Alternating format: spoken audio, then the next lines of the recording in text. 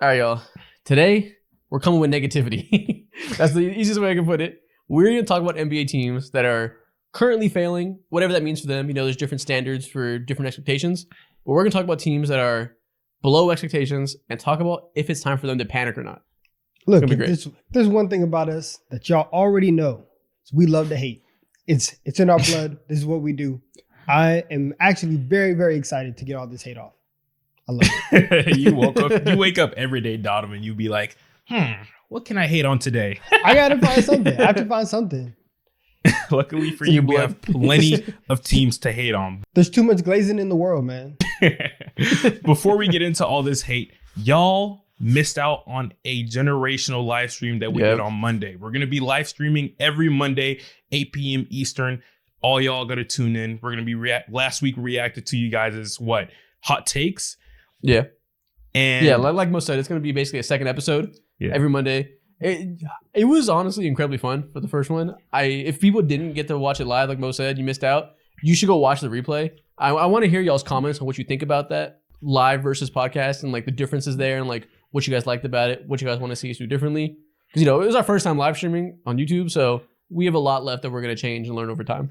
Right. Donovan showed y'all his post-up basketball moves. I did a live Skims try-on haul. I got a whole bunch. Yeah. Luckily for you, you can catch us next Monday, 8 p.m. Eastern. Yeah, live here on YouTube. And also something that you might have missed out on, or not haven't missed out on yet, we're doing a giveaway on Twitter. As soon as we hit 10K followers, we're giving away a PS5. Y'all got us to 5.5K right now. Every episode I shout this out, we gain a few hundred more, get closer and closer. We'll probably hit 10K around like February or so. So the faster y'all do it, the faster someone's getting a PS5. All you gotta do is follow us. And as soon as we hit 10K, we're giving it away to somebody random. Facts. Housekeeping complete. Yeah, man. Let's get into the episode. The cranium is crazy. I'm gonna leave that in.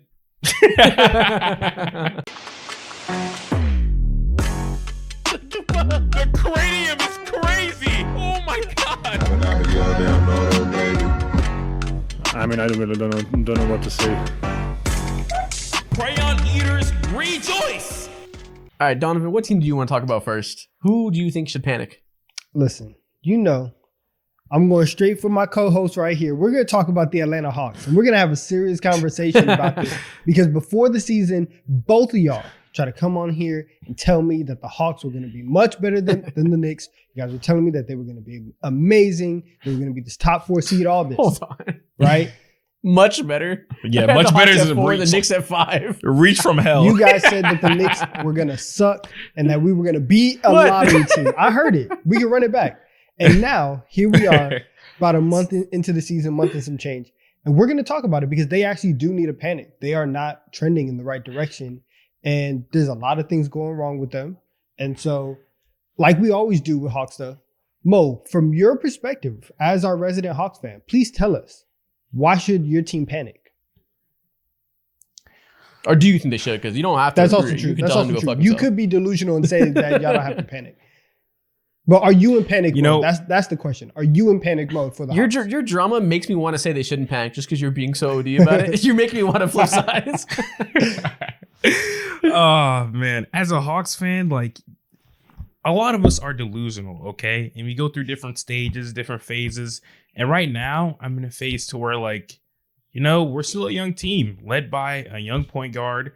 But at the same time, we don't have a ton of just uber young players who don't know what they're doing or haven't been in the league for several seasons. The only player on our team who's still relatively new to the league and who's a big part of our organization now is Jalen Johnson, and he's hurt. But right now, as a Hawks fan, I've just come to accept that 2021 one was a fluke. I hate to admit it. I was dodging and ducking that, and I'm like, maybe I should just die down my expectations and come to realization that this team is playing as if they're a bunch of misfits.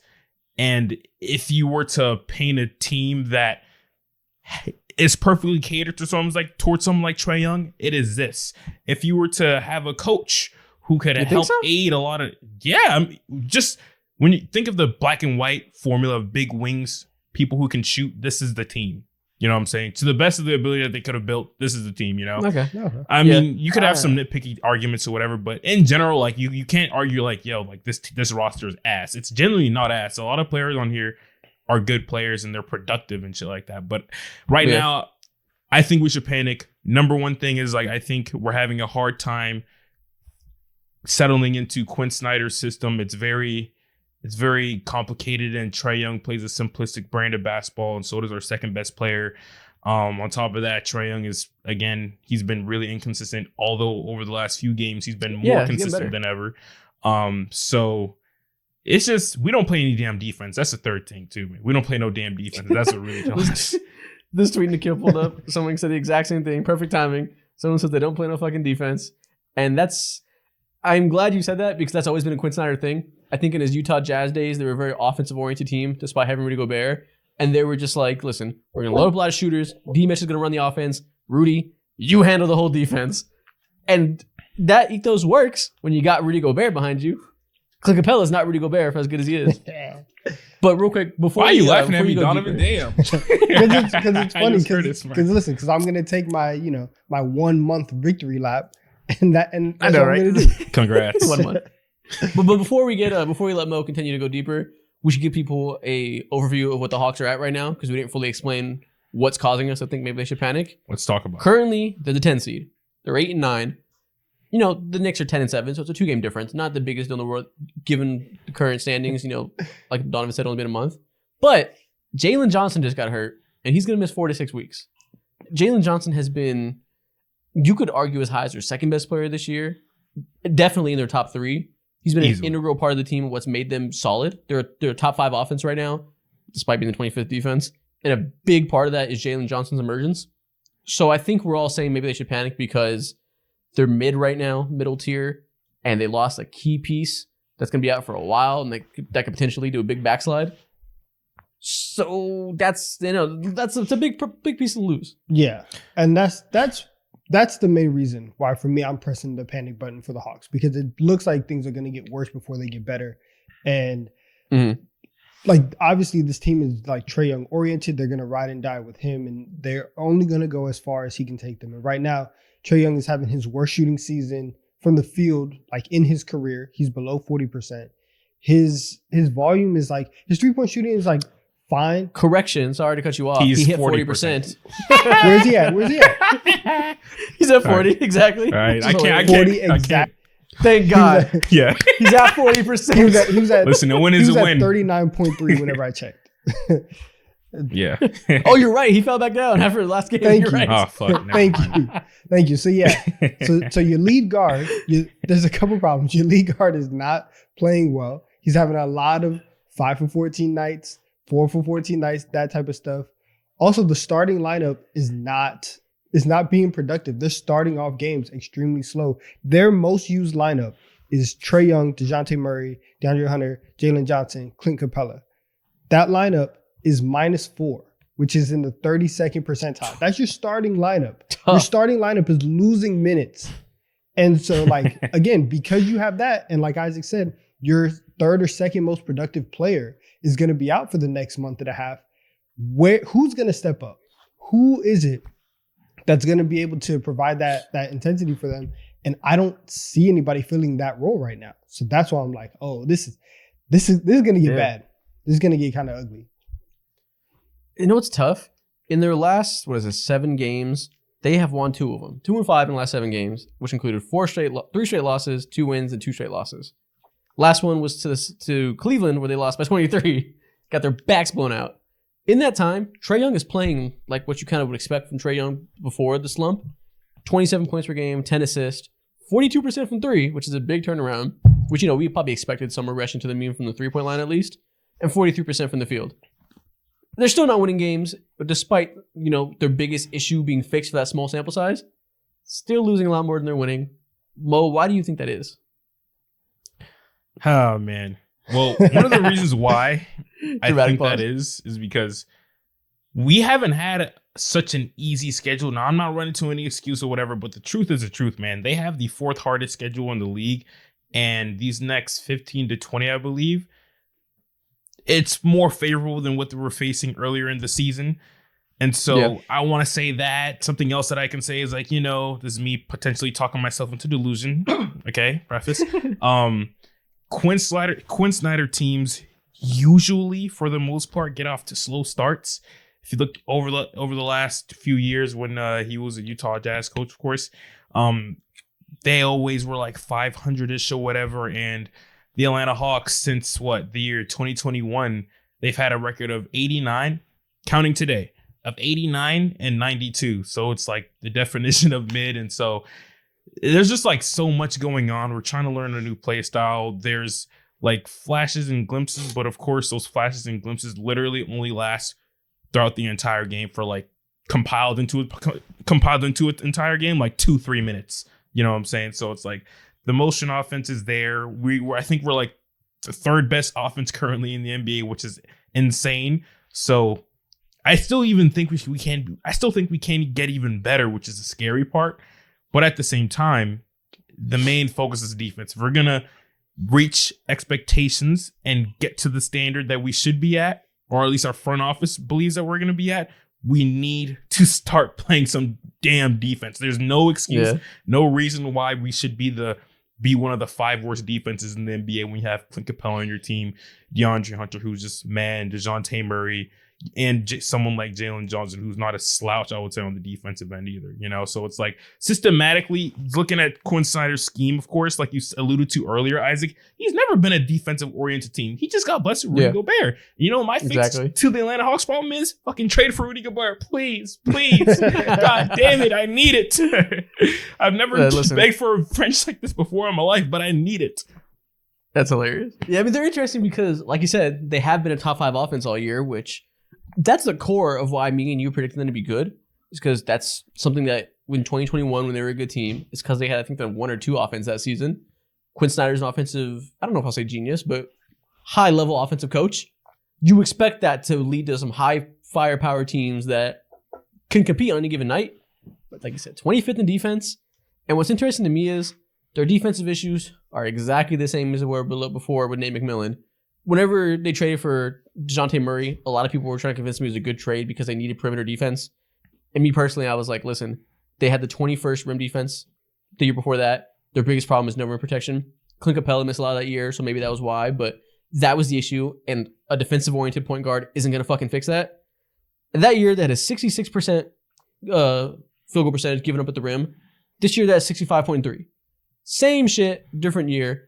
I don't know if you want to blame that on Trae Young not having good point of attack defense. Maybe the rim protectors aren't as good as we hoped. Whatever it may be, that's still a thing. And what I'm concerned about is Jalen Johnson's defense has been a very welcome sign this year.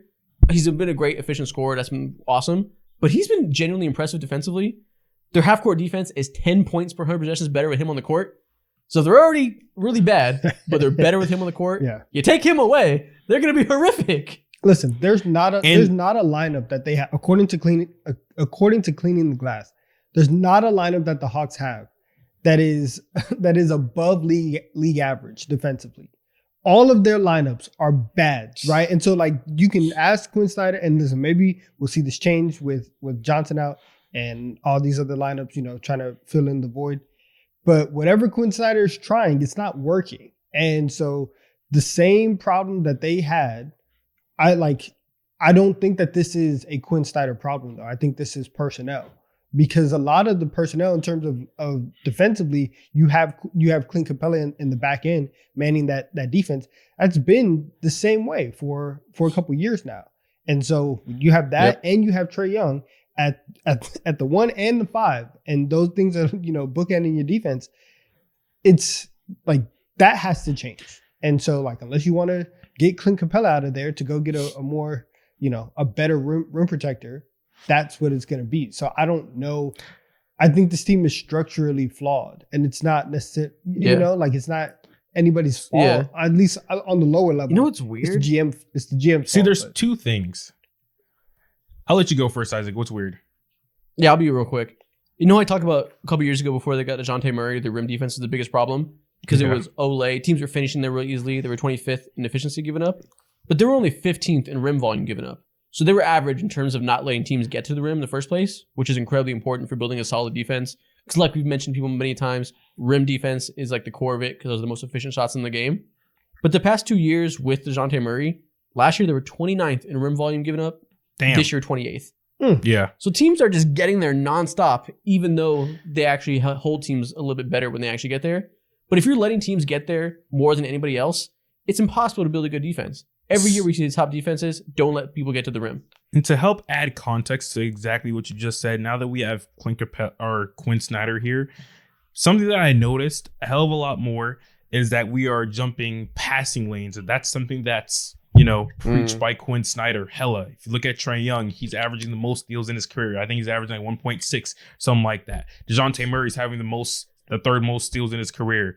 And Onyeka Okongwu, he's obviously in the passing lanes. Then Bogdan Bogdanovic, he averages like 1.4 steals or something like that. It's insane. So obviously, like when you're gambling like that so much, no shit, you're gonna get beat consistently. Yeah. You're gonna get railed in the paint always. So that doesn't help as well. And so I think eventually, sooner than later, maybe this happens 40 games into the season and we start turning around like how we usually do, whatever.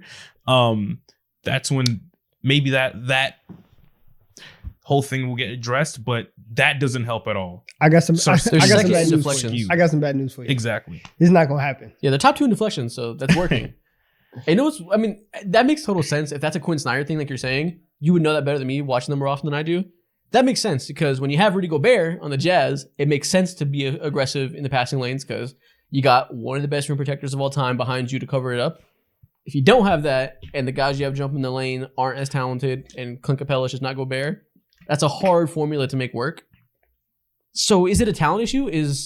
What's your read on Onyeka Okongwu versus Capella? I feel like people have been waiting for Onyeka to make a big leap and get more opportunity. It hasn't came. That's also partially because Capella is good, so you don't want to just give up on him. You kind of, I imagine the coaching staff wants to have the versatility of having both of them.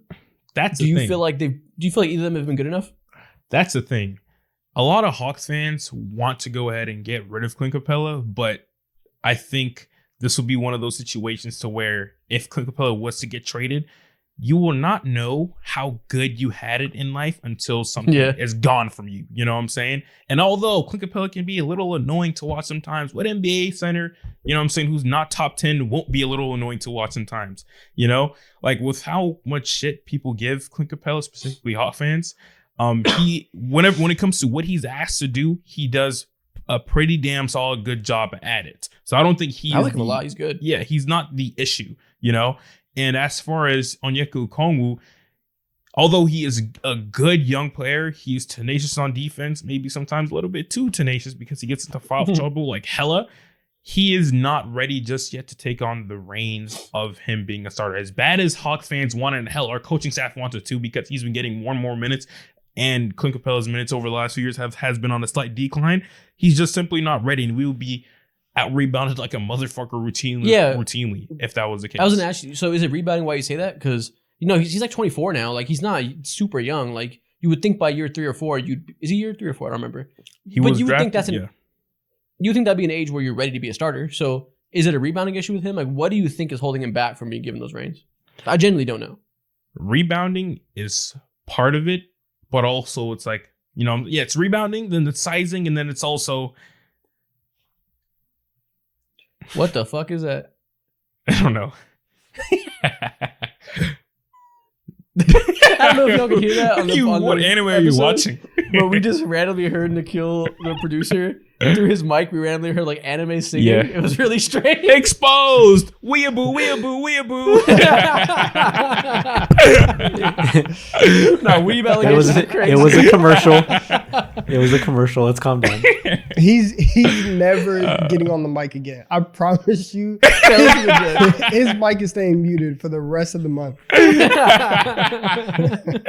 Oh man, but that's hilarious. Back to what I was saying. Onyeka Okongwu on the court looks the best next to Jalen Johnson, and now that Jalen Johnson's out too, it's like it's harder to see the final product of Onyeka Okongwu thrive. So I don't feel confident in him just yet. He has to prove it to me. You know what I'm saying? He has to prove to be a top 15 center in the NBA because that's what Clint Capella is. Yeah. Listen, I'm looking at the stats. When he's on the court every year, the offensive rebounding percentage goes down. So that's not great. and I'm looking on defensively every year. Every rebounding stat when he's on the court, it goes down. Which, granted, that means that's because when he's not on the court, Clint Capella is, who's a perfectly fine rebounder. So maybe that's not entirely fair to Onyeka to be like, oh, you're not as good of a rebounder as Clint when Clint's like 3.5 inches taller. But yeah, I can see that. That'd be an issue, especially when they don't have a great rebounder at the 4. I mean, I guess Jalen Johnson's probably better than like what they've had in past years with John Collins, maybe. But listen, he's not going to be there for 6 weeks, so that's tough. Yeah. Oh, man. The Hawks make me sad. Can we talk about another team? God damn it. Sure. Let's do it. We sure can, because now is the time. I don't know how y'all feel about this team. I am ready to bury the Golden State Warriors. Damn. I have completely given up on It's them. about that time. Yeah. Yeah. I was never high on them to begin with. Last year after the playoffs, after they lost to the Lakers, I said I was never impressed with them. People were like, oh, but they beat the Kings. The Kings were really good. I've always thought the Kings weren't a particularly well-suited team for the playoffs. So to me, needing 7 games to beat the Kings when Sabonis is giving you nothing isn't impressive, like at all. I think that was like not a good playoff victory in terms of projecting them forward for other future playoff series. So coming into this year, they were older. But Steph's not going to take a fall off, but everybody else is only getting older and older. The young players aren't quite taking the leaps you'd want. I wasn't very bullish on them. I didn't think they have a chance to win a championship. And I think if you thought the way I did, and you thought that their time was coming up, this core is aging out of its window, you have been confirmed right so far this year. Yeah, it's been tough. Listen, night 1 of the season, Charles Barkley had said, he was like, listen, the Warriors are cooked, right? He said that they were the 4th best team in California.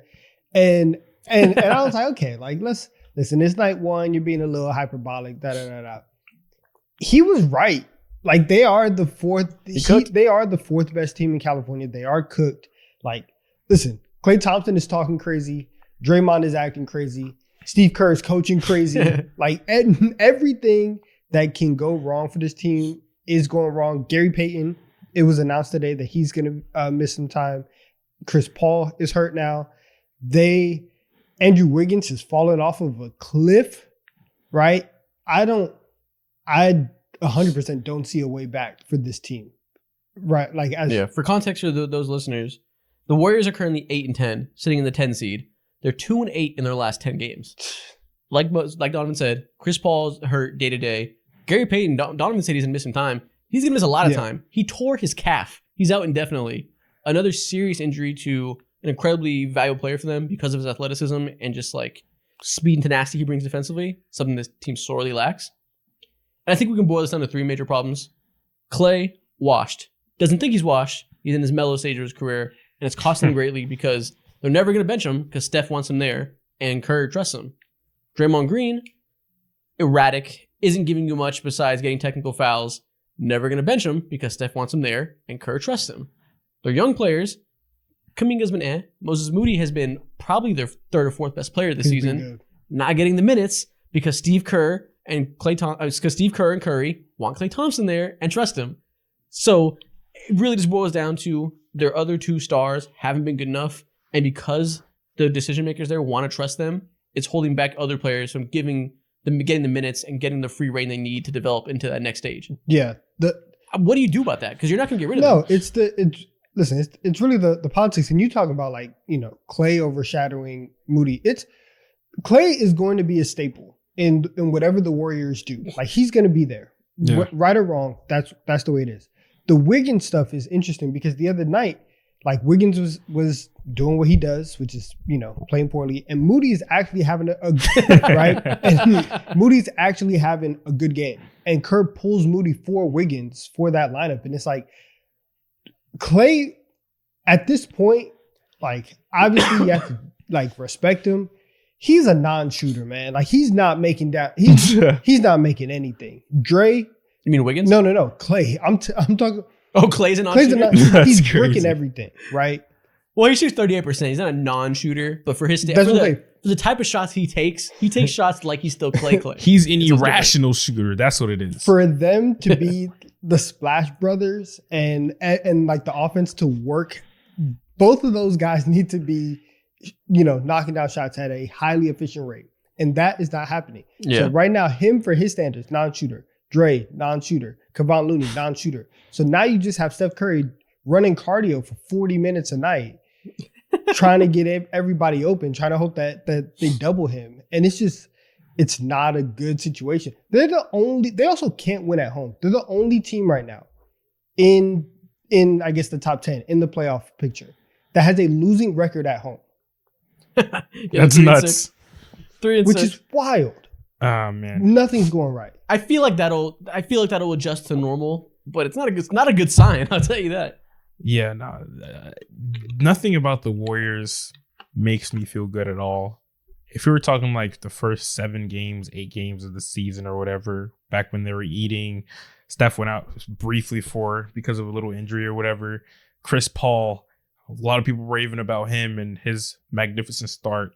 Well, damn, he fell off of a cliff. He's shooting like 39% now from the field and 32% from the 3-point line. He's averaging like 7 points. That is no good. Isaac Gutierrez, you were cooking last 2 episodes or whenever it was. You said that man is in this Kyle Lowry phase. You are correct.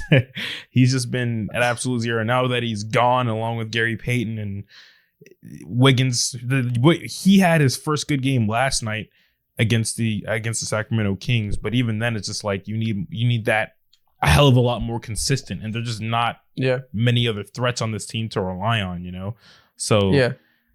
To say that your team is Andrew Wiggins reliant is scary as fuck. What happened to him, man? He was an all-star a couple years ago. Okay, he was. We know why he was an all-star, K-pop. but yeah. Either way, he was good though. He was a very valuable player. But coming to this year, like I said, I wasn't high on them for a couple reasons. They can't generate rim pressure at all outside of Steph Curry. They traded Jordan Poole, one of their most dynamic players that has some juice in him, for Chris Paul, who. No, there's reasons to convince yourself it might work. Early in the season, we saw him do some good stuff with the bench units. But if you need a team that needs rim pressure and you're spending $45 million on the worst rim scoring point guard the NBA has in this league, it's not going to help. They're lacking athleticism. I said after the first couple of weeks that they need somebody like Aaron Gordon at the 4, someone that has juice, has a punch that can get to the rim, create that pressure, and just give them athleticism.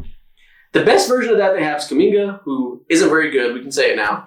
And Gary Payton, who just tore his fucking calf off his bone. That's crazy. So that's not going to improve anytime soon. And all of that has been bared out in the stats. There's a stat on Cleaning the Glass called location-based effective field goal percentage, which means, the type of shots that are most efficient in the game are rim shots and 3-point shots, mid-range shots less so. And they rank it based on where you're taking your shots, what you're expected to score, based on basically your shot quality is being measured. They're 30th because they are 30th in rim volume. They cannot get to the rim. They are purely a jump shooting team. And like Donovan said, all their shooters aren't shooting well. So when you're 25th in field goal percentage on drives and Klay Thompson can't make a jump shot, it's impossible to win that way, especially when you don't have that defensive boost like we're saying. Yeah, I was convinced that they were going to be able to stay afloat this year purely off of vibes.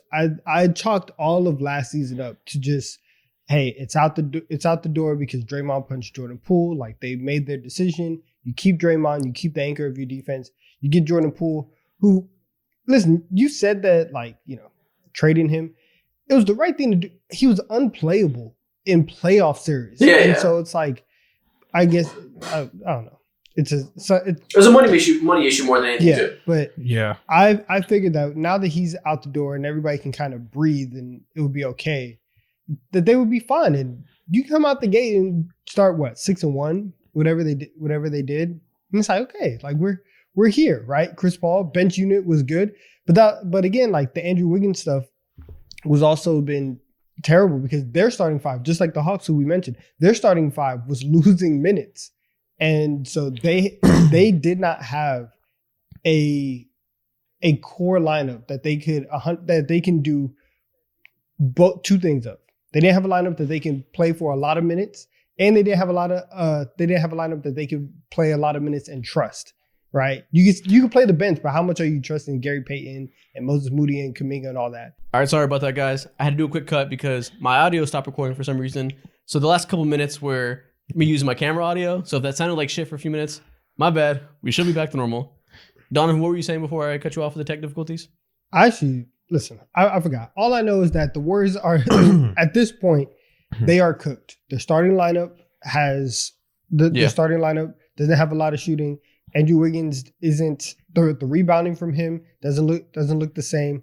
The bench unit, now that Chris Paul and Gary Payton are hurt, the bench unit is cooked. So it's going to get very, very ugly. And I think like I would not be surprised if they missed the play-in tournament altogether. Oof. I have a question for y'all. Before it gets very, very ugly, would you try to make some type of trade happen? You have to. Would you dare float someone like Clay on? And they own all their picks for the next few years, of course. So is that something that you entertain? You can. You yes. Okay. If there was just like on paper, absolutely you trade Clay. But Steph wants him there. You listen to Steph. You can't break up the Splash Brothers. Mike Dunleavy is a first-year GM. He's not going to be the guy that gets known for breaking up the Splash Brothers. It's not going to happen. I would make a trade 100%. That includes Chris Paul's salary, picks, and maybe some of the young guys like Kuminga. He can go at this point. And I say that because you have to. The way they play right now, their whole style of play with the motion offense, like I said, no rim pressure, all jump shooting. They're third in open shots created in the league, but they're still 19th in effective field goal percentage. So clearly the process is working, but the talent you got isn't suited to make it work. Maybe it's cold shooting, it'll get better. But to me, it looks like they need to bring in more shooters, more creators that can attack the rim. So yes, the short answer is yes. They should absolutely make a trade. The time, and that's correct. The time to get Clay out the building is in the offseason. You can't move a legend of the team mid-season. So him and Dre, they are there until, I guess for them it's going to be April. Like they're going to be in uniform until then, and then once they reevaluate where they are, because everything that we've said about LeBron for the last 3-4 years, and like it's insane that he's still at this level, and you have to do whatever you can to capitalize on his window right now. That applies to Steph too. Steph is 35 years old, and he's still one of the 5 best players on the planet. And as long as he is continuously shooting the way that he is and can draw the amount of attention that he can, you have to put a competent team around him. And when you have $80 million a year going towards Klay Thompson and Draymond Green, it's a waste of resources at this point. So yeah, man, it's tough. Like this, I don't even know. But this is what happens though. This is what happens with dynasties. People get old, and it's natural. I honestly Mo. You asked, should they make a trade? To me, it's obviously yes. Do you have either one of you? I'll ask you first, Mo. Do you have a positive outlook, a differing contrarian view to why maybe it'll get better? Because to me, I see a team that is never going to win the points in the paint matchup, never going to win the turnover battle, never going to win the fast break battle, and has inconsistent jump shooters. And I don't know how you can overcome all those things. No, I don't think there's a real path to them being one of the more dominant teams in the Western Conference again. Everybody's caught up. Everybody's faster than them. A lot of teams have a better offensive than them. I think they have the 13th best offense in the NBA. Their defense is but at the same time, Draymond missed 5 games earlier in the season. So of course that affects a little bit, but still 17th best defense in the NBA. That's not going to get you shit. And so there's no real pathway, in my opinion, for them to rise to the occasion and be heavy hitters alongside the team like the Denver Nuggets or the Phoenix Suns, or maybe even the Minnesota Timberwolves, because they generally just don't have enough juice, enough punch, pound for pound, player for player outside of Steph Curry, So there's no real way, and that's why. I don't even think they can compete with the Lakers, who are the 4th best team you said there. You can't count them out to some extent. They're kind of after 2022, you're listen, there may be something voodoo magical happen. Maybe they're on heat time where they just make some shit happen. You can't count out Steph and the core.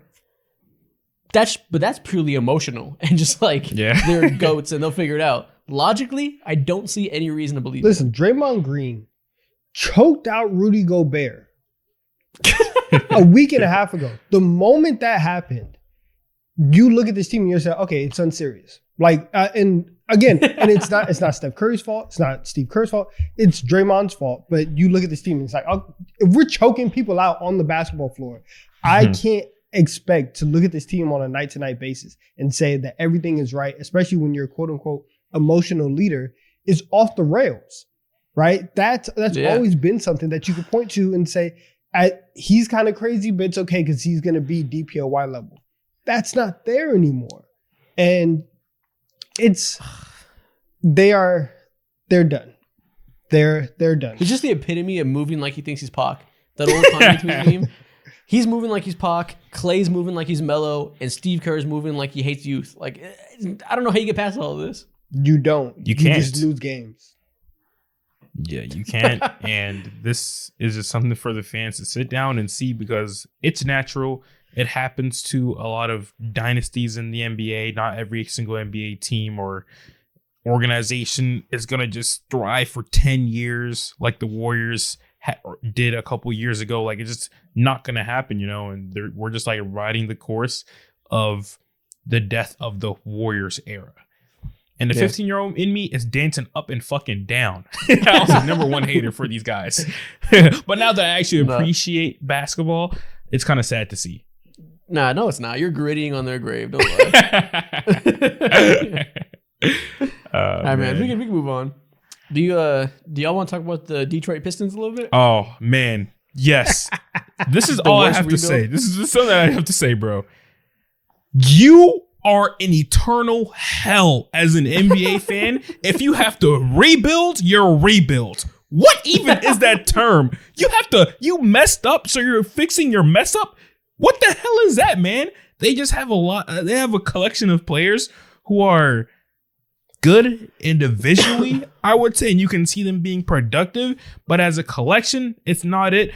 Way earlier this season, in one of our episodes, I said, yo, there's a disconnect between Monty Williams and the fucking front office because this man has Jaden Ivey coming off of the bench, top 5 pick last year. This is just something you don't do. This needs to be a conversation had, and eventually you made that switch, but now things are just absolutely cooked. The last time the Detroit Pistons made the playoffs, Isaac and Donovan were 16 years old. We were 16 years old. We're 24 now. That's a long ass time. No. Isaac and Donovan, like you weren't also. That's what I'm saying. Listen. We are old together. Okay, that's one. That's one. Also, no. Man's masquerading as a youth. No. Fuck out of here. When was the Blake Griffin year? Was this 18, 19? The Blake Griffin year was what? Was it 2018? I think it was 2018. I think it was 2018. Yeah. Did they? Shit. Nikhil, can you? Yeah, they did. Can you hit the franchise index and see? Yeah, because that was like what 6 years ago. My math is off. Yeah. Either way, if you count that year, they made it once. They made it once in like 8 or 9 years. I've started and graduated college before they made the playoffs again. So there's that. But listen, Bo, you think that there's some type of disconnect between the front office and Monty. I don't know how much that is, just because they gave him the richest contract for any coach in NBA history. I forget about that. If it wasn't for that contract, if it wasn't for that contract, he listen, you can make it through Christmas so you can get gifts for your family. The moment 2024 hits, your key card's not working. Don't come back. This 15 straight losses, it's unacceptable. I don't care what the state of the team is. 15 straight is absolutely crazy. Yeah. Again, let's take another step back. We keep doing this. Let's explain to people the situation. Like Donovan said, 15 straight losses. They're 2-16, worst team in the NBA. When we were on stream the other day, they played the Wizards in the Poo Poo Platter Bowl. Yeah, they lost.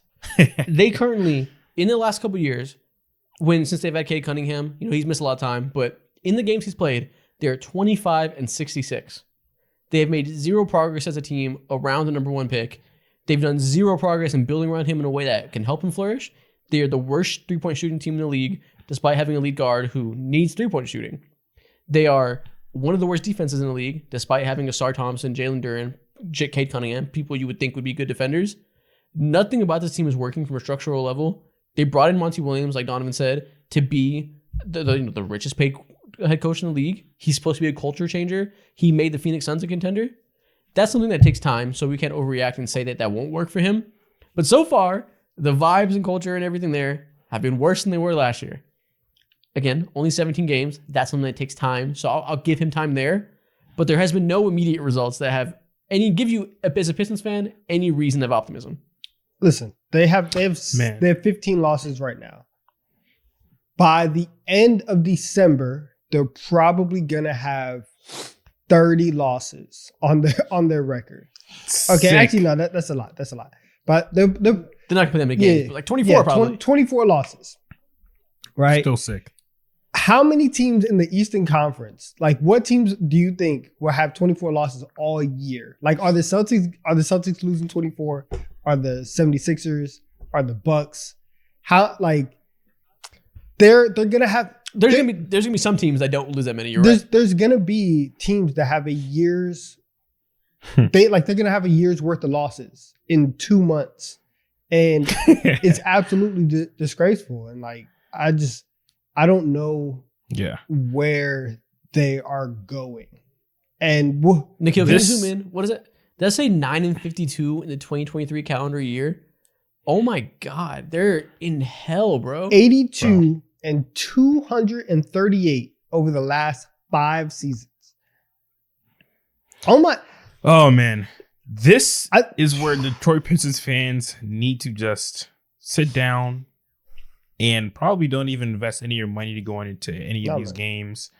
Like you're better off working on your side hustle instead of spending time watching. Go start a podcast. Yeah, start a podcast, DoorDash, bro. do Start something. drop shipping. DoorDash, power washing, get it like do something else. Get on watch TikTok Shop. Watch Get any your other NBA LLC. team. Go to TikTok Shop.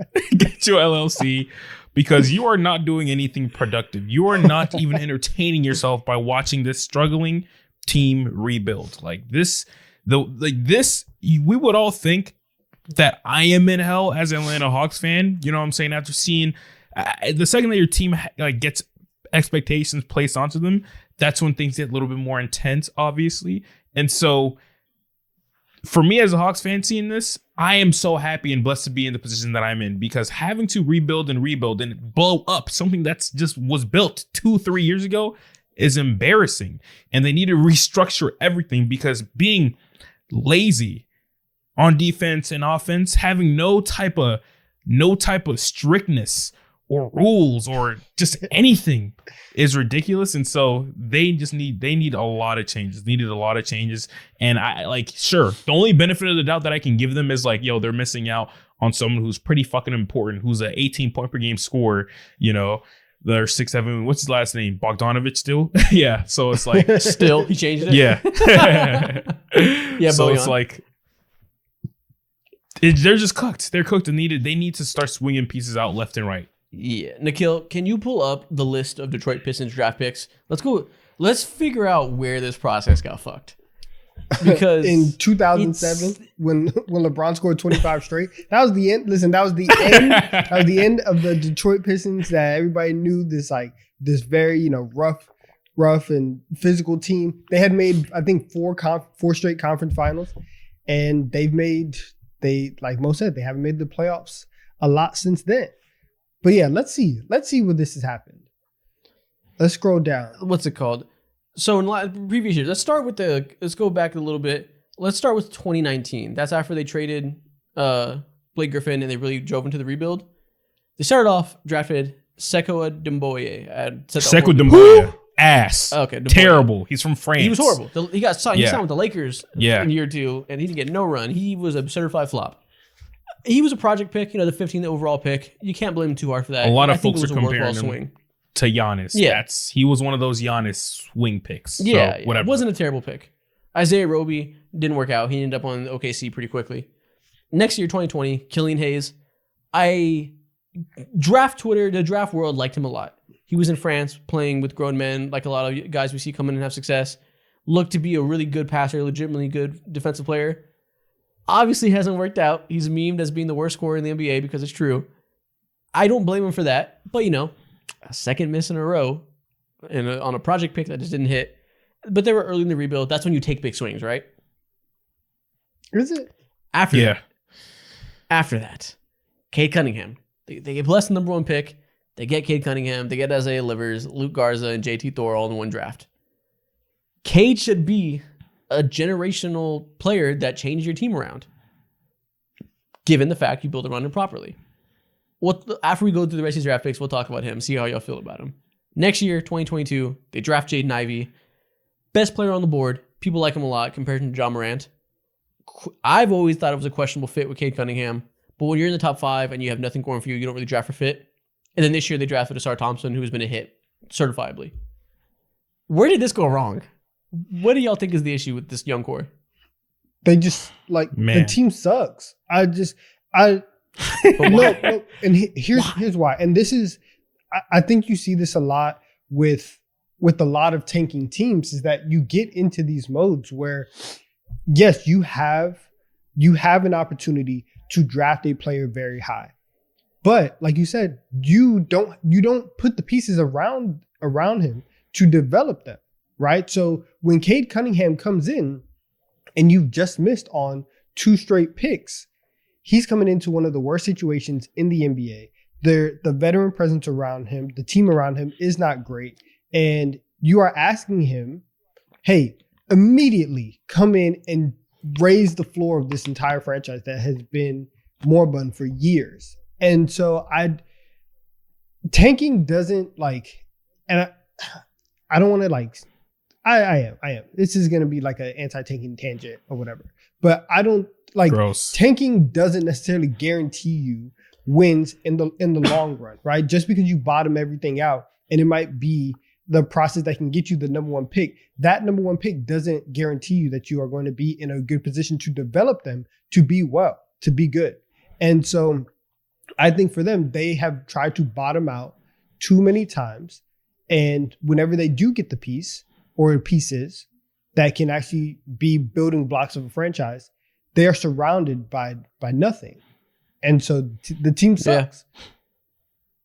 Think about that. I think I don't really have an issue with tanking. They're not going to get free agents. You got to do what you got to do as a small market team. But think of all the names I just named out. Sekua, Killian Hayes, Cade Cunningham, Jaden Ivey, Asar Thompson, and Jalen Duren will throw in there. None of these motherfuckers can shoot. They just keep drafting athletic players that have traits and you hope develop into shooters. None of them have developed into shooters yet. That's their problem now. It's impossible to have a good team when none of your most important players can shoot.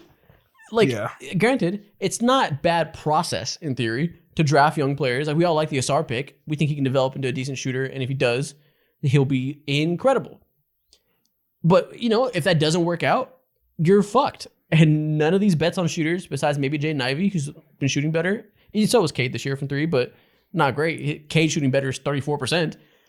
If none of the swings work out from perimeter shooting wise, you're just not going to be able to build a good team and never going to be able to make any type of improvements. Yeah, for this team right here, there's a few things that fail them. Me personally, I'm the complete opposite of Donovan. I believe in tanking wholeheartedly, but there's only so far you can go with that philosophy. Why? Because it's the only thing you can do, and it's a gateway to having a great young player. That's you got to take point blank. Period. It's either that or free agency, and getting one through the draft is the easiest way to do so. But 100%, you have to. That doesn't fucking matter if no one in your front office has even a slight molecule to learn how to put together a team, bro. Go ahead on YouTube and type in KO King of the Fourth Quarter and watch a rebuild video.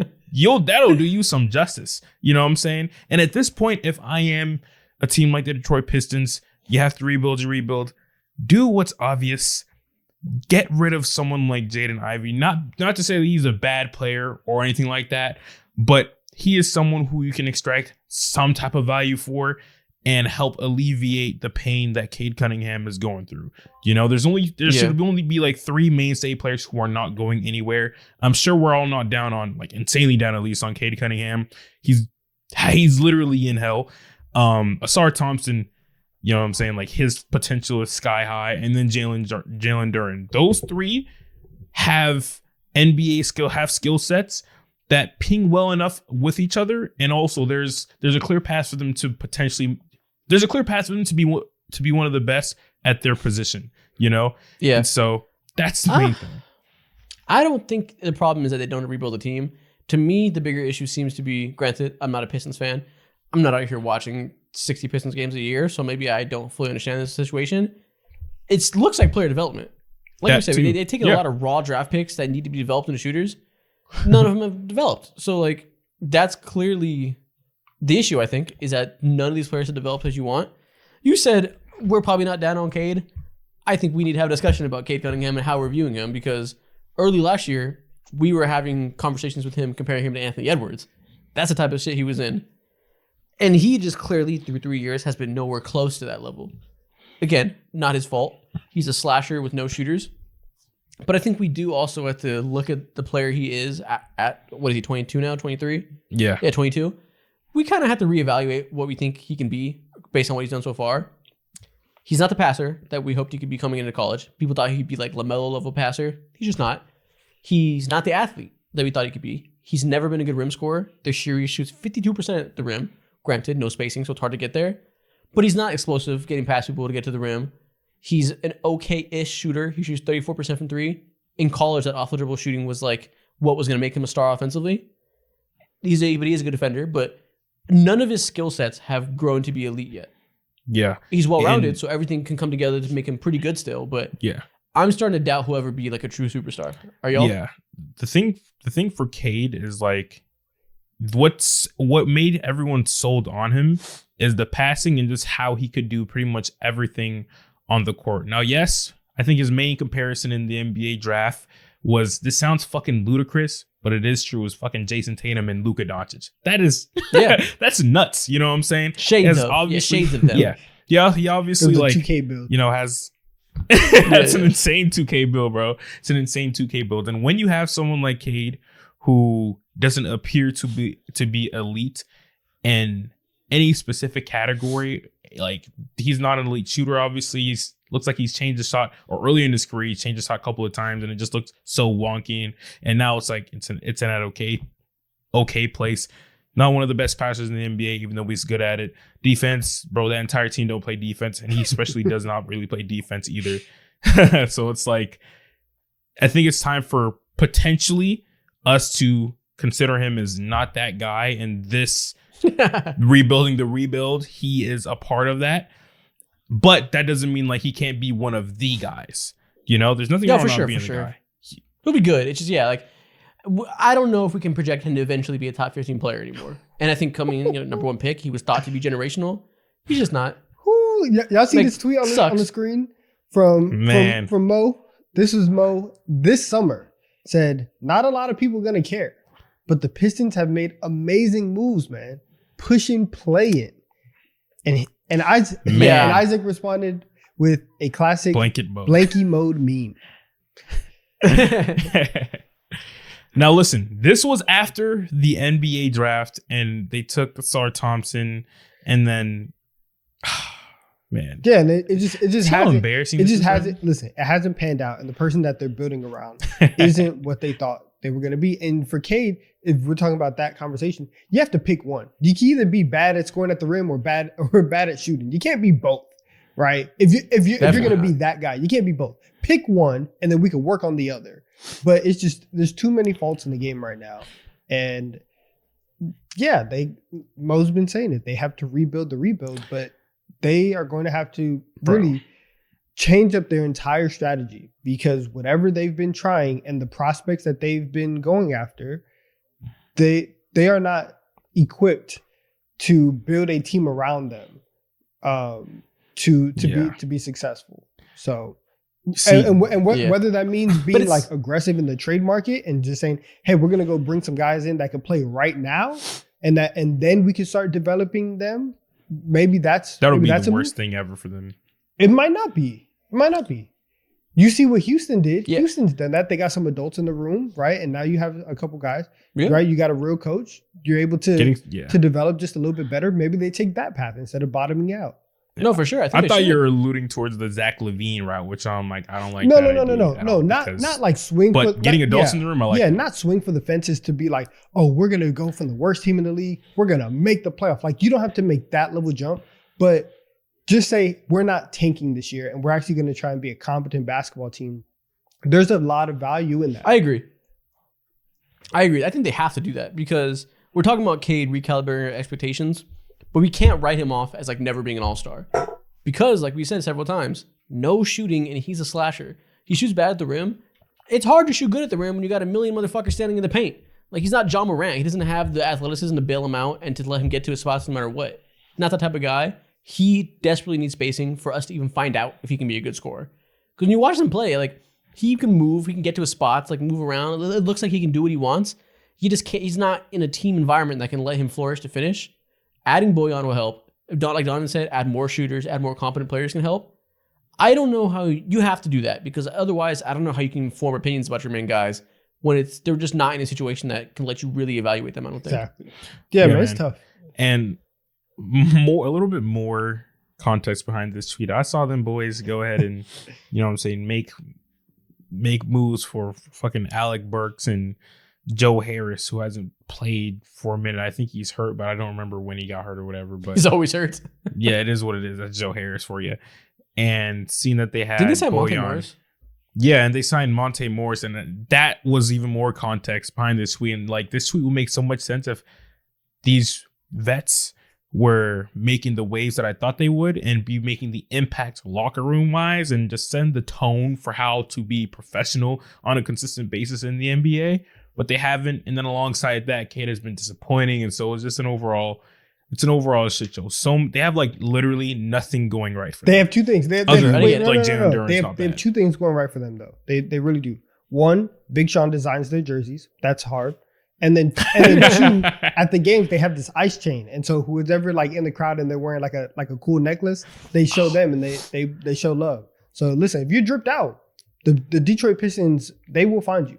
So those are the two things that they don't. They have like a diamond tester too. Yeah, nah. It's a very interactive. Tough. It's an interactive experience when you step into the Little Caesars arena. You telling me kind of nice that I gotta sit down and watch this dog shit of a product? Plus, on top of that, you're gonna embarrass me on the big ass jumbotron. But imagine watching that though. It's rough. Imagine paying exactly. Imagine paying money, right? It could be a road game. You can go watch the Lakers and then look at somebody in the crowd and be like, diamonds are fake. Diamonds are fake. It's kind of fun. That's true. Let's move on, man. I want to talk about another team, the Toronto Raptors. Listen, we've talked about it before. Raptors fans have a bit of a victim complex because they're overlooked being Canadians and nobody really cares about them in the NBA. It's true. There's times we don't care about them and we gloss over them. And we get a lot of comments saying we should talk about them more. And I agree. And I think today we should talk about the fact that they once again fucking suck. And I think they should panic. I think it's time to talk about them. Ike. They are currently 11th in the Eastern Conference. In the last 10 games, they are 4-6. And I watched them play, and I cannot imagine a team that is more mediocre, more below average in many categories than the Toronto Raptors. I fucking hate watching them. I think they are Detroit Pistons given like one Pokemon evolution. They're the middle evolution of the Detroit Pistons. You go Pistons, then you evolve to the Raptors, then you evolve to the Knicks in terms of untalented teams. Damn. Yeah, man. Okay. Donovan's face. Okay. I'm kidding. I wouldn't go that far. Isaac, I'm kidding. Them ridiculously but when it comes to calling them ridiculously mid, I wouldn't go that far because I at least know like what they're good at. They play defense really well, but at the same time, that's what they've been doing all these years, and that's never been an issue. The issue has been a few other things around them. So at least they're not like I can't put them in the same stratosphere as Detroit because Detroit has serious issues. Oh, of course. I was joking. Roster issues and all that. But yeah, listen, you can know what you are, right? And you can have an identity and still be mid. Like those two things are not mutually exclusive. And the Raptors are that. they know exactly what they are, and they're 11th in defense. They're not even like elite at it. Like they're not bad. A good defense. They're a good defense. But when you're the 25th offense, I don't think it matters particularly much unless you're like the number 2 defense. That you're not going to win games. That evens out. What's their net rating at? Are they like what 12 or something? They are minus 1.2. Is their point differential from offense and defensive rating? Yeah, minus 1.2. Yeah, that's not great. Which is you're a below average team. That is 22nd in net rating. And the reasons why are pretty fucking obvious. We've all said it from the jump. It's the same issues they had last year. They had no passers, no creation. Everybody that they're trying to be the creators can't dribble, can't pass, so they play really sloppy. I follow a lot of Raptors fans for some reason, and they're all like, I feel like I'm watching high school kids play, and then I go watch the Nuggets, and I'm like, this is real basketball. Oh my God, like it's a revelation. it's so night and day when you have Dennis Schroeder, OG Anunoby, and Scotty Barnes being the ball handlers. Then you go watch any other team and see people that can actually play make. No, there's not even any complex analysis needed. Their players don't make sense because, as we've said for years, they're all the same player. They all have big forwards who can be secondary or tertiary creators and can play defense and shoot a little bit. But they just have a bunch of them and nothing that complements them. Yeah, man. Masai Ujiri, I said this Mo last year, hates and Masai I'm Ujiri. doubling down on it. It's so funny. He does not like this man. No, I do like him. I just think he should be on CTE watch. Because, like, there's no way in hell you should be asking some team, like, 4 or 5 picks for OG Anunoby. Like, there's no way in hell you have an opportunity to, I would say, borderline finesse my Atlanta Hawks and say, no, we're going to double down with Pascal Siakam and not trade him. And you're watching him, although he's bounced back. He's bounced back so far this season. He's averaging like a cool 20 points per game. But for his standards and for what he was over the last few years, it's a bad season, you know? And so there's no way you want to give the keys to someone like Scotty Barnes and fire your last head coach, bring someone new in and create this new offense and still have Pascal Siakam there and not any players to help, you know, add recipe. Like, it's like you fired the head chef and you bring in someone new who has this great idea, cooking up this brilliant gumbo, whatever it is, and you don't have any of the right utensils or seasonings to do so. You have nice 100%. equipment. Scotty Barnes is a nice big ass shiny pan, but bro, you're over here trying to stir a pan with a Exactly. You're cooking noodle, bro. It's like, what are you doing? Bro, you tell him to cook gumbo and you give him Pop-Tarts, Nutella, and duct tape and be like, make something good. Like, it's disgusting. Like, there's terrible ingredients, so a terrible product comes out. It's honestly hilarious. Another part was like, Scotty Barnes started the season great, so we all like apologized to him because we kind of doubted him, and he made improvements. That motherfucker came back to earth. Oh my God, he was waiting to say this. He looks like Scotty Barnes. He's currently averaging 18.9 points per game, 9.2 rebounds, which is impressive, 5.6 assists. Better than last year. He's good. Like, he's made improvements. He's like not a bum at all. We never thought he was a bum, but we just questioned if like how much better he can be.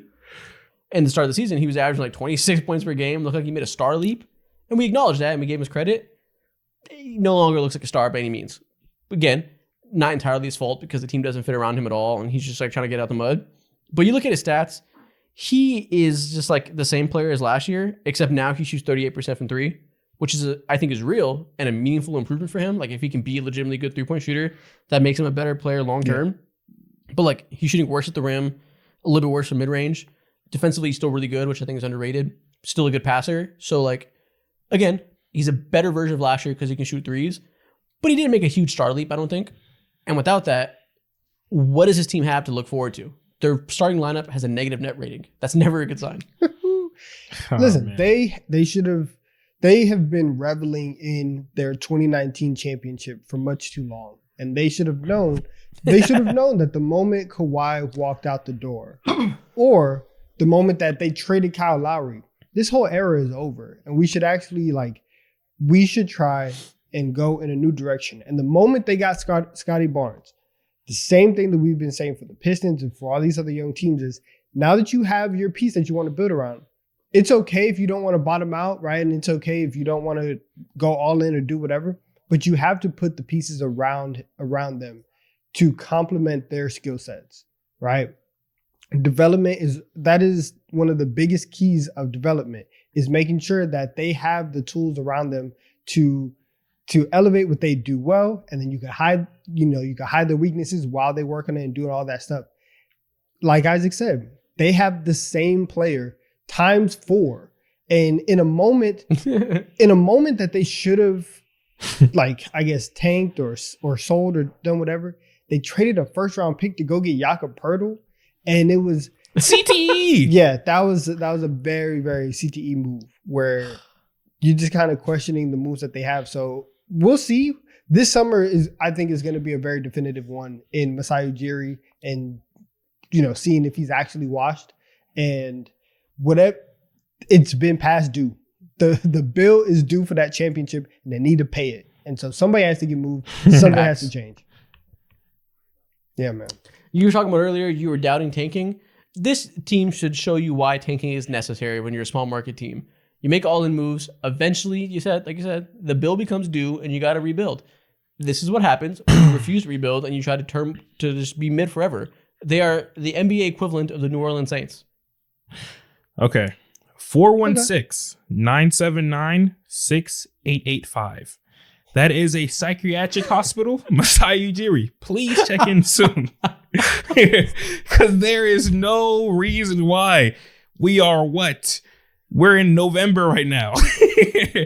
And you haven't traded away, or you don't have any plans or intentions to do anything with two super valuable players. I would argue is one of the most valuable players, sought after players in the NBA. And OG Anunoby and Pascal Siakam. They're free agents. Free agents.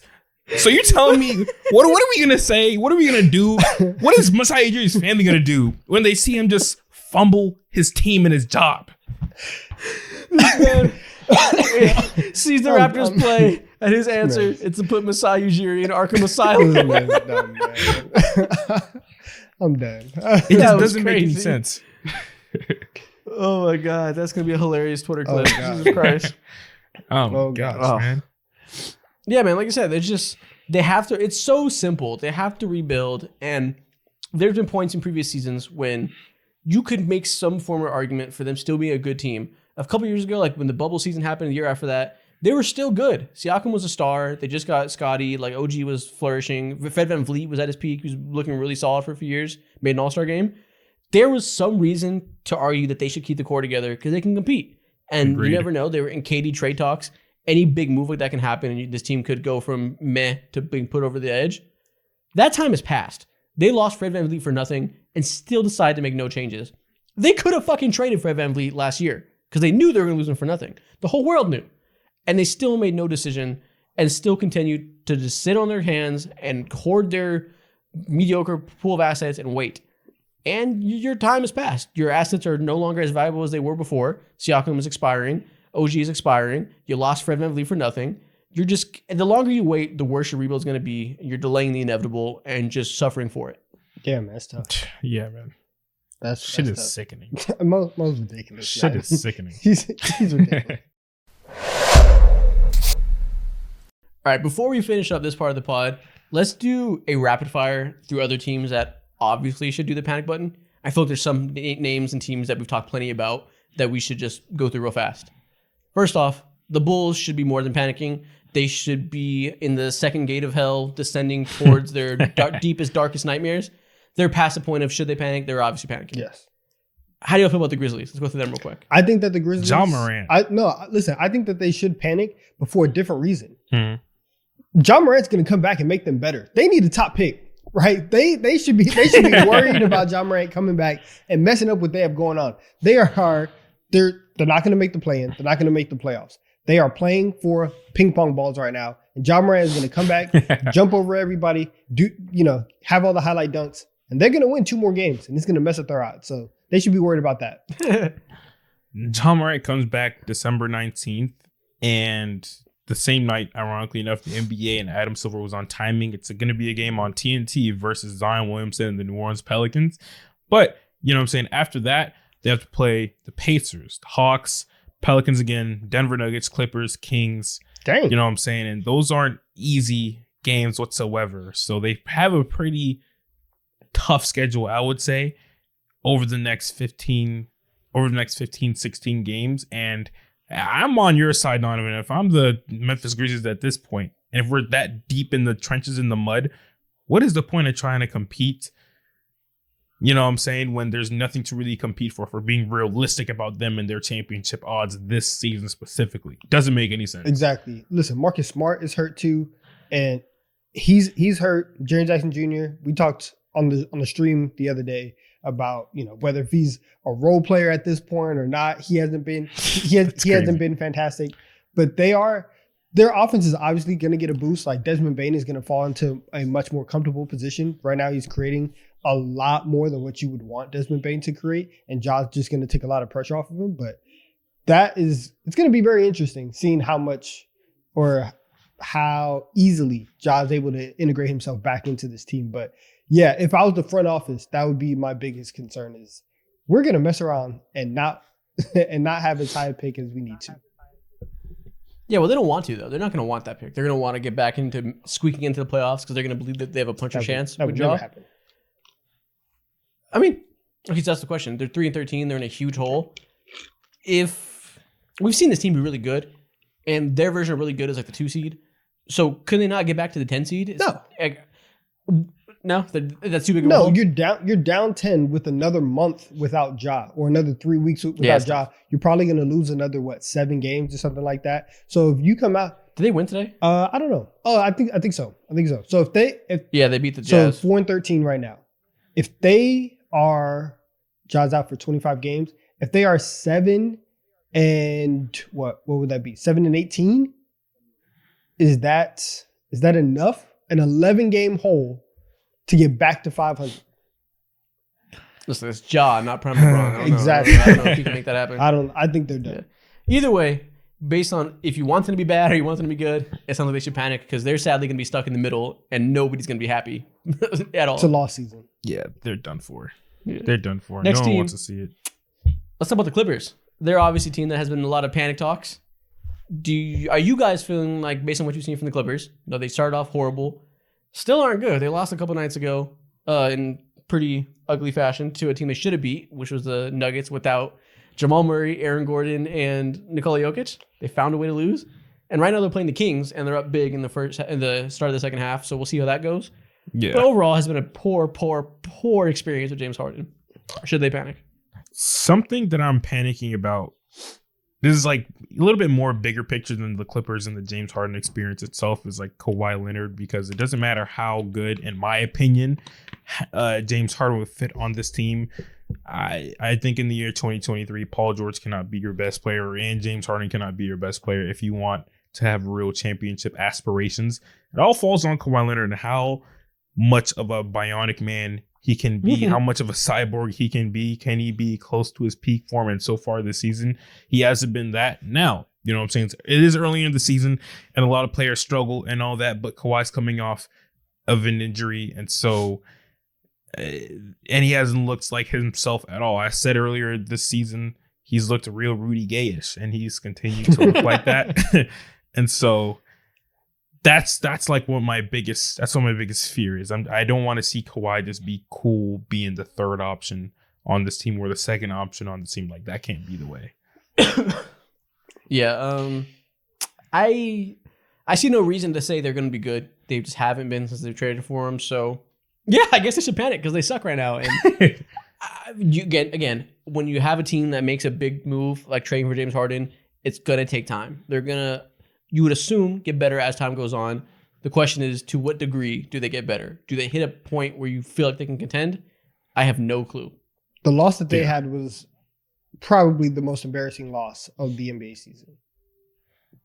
It has to be. Easily. Again. You lost to DeAndre Jordan in 2023 and Reggie Jackson in your building?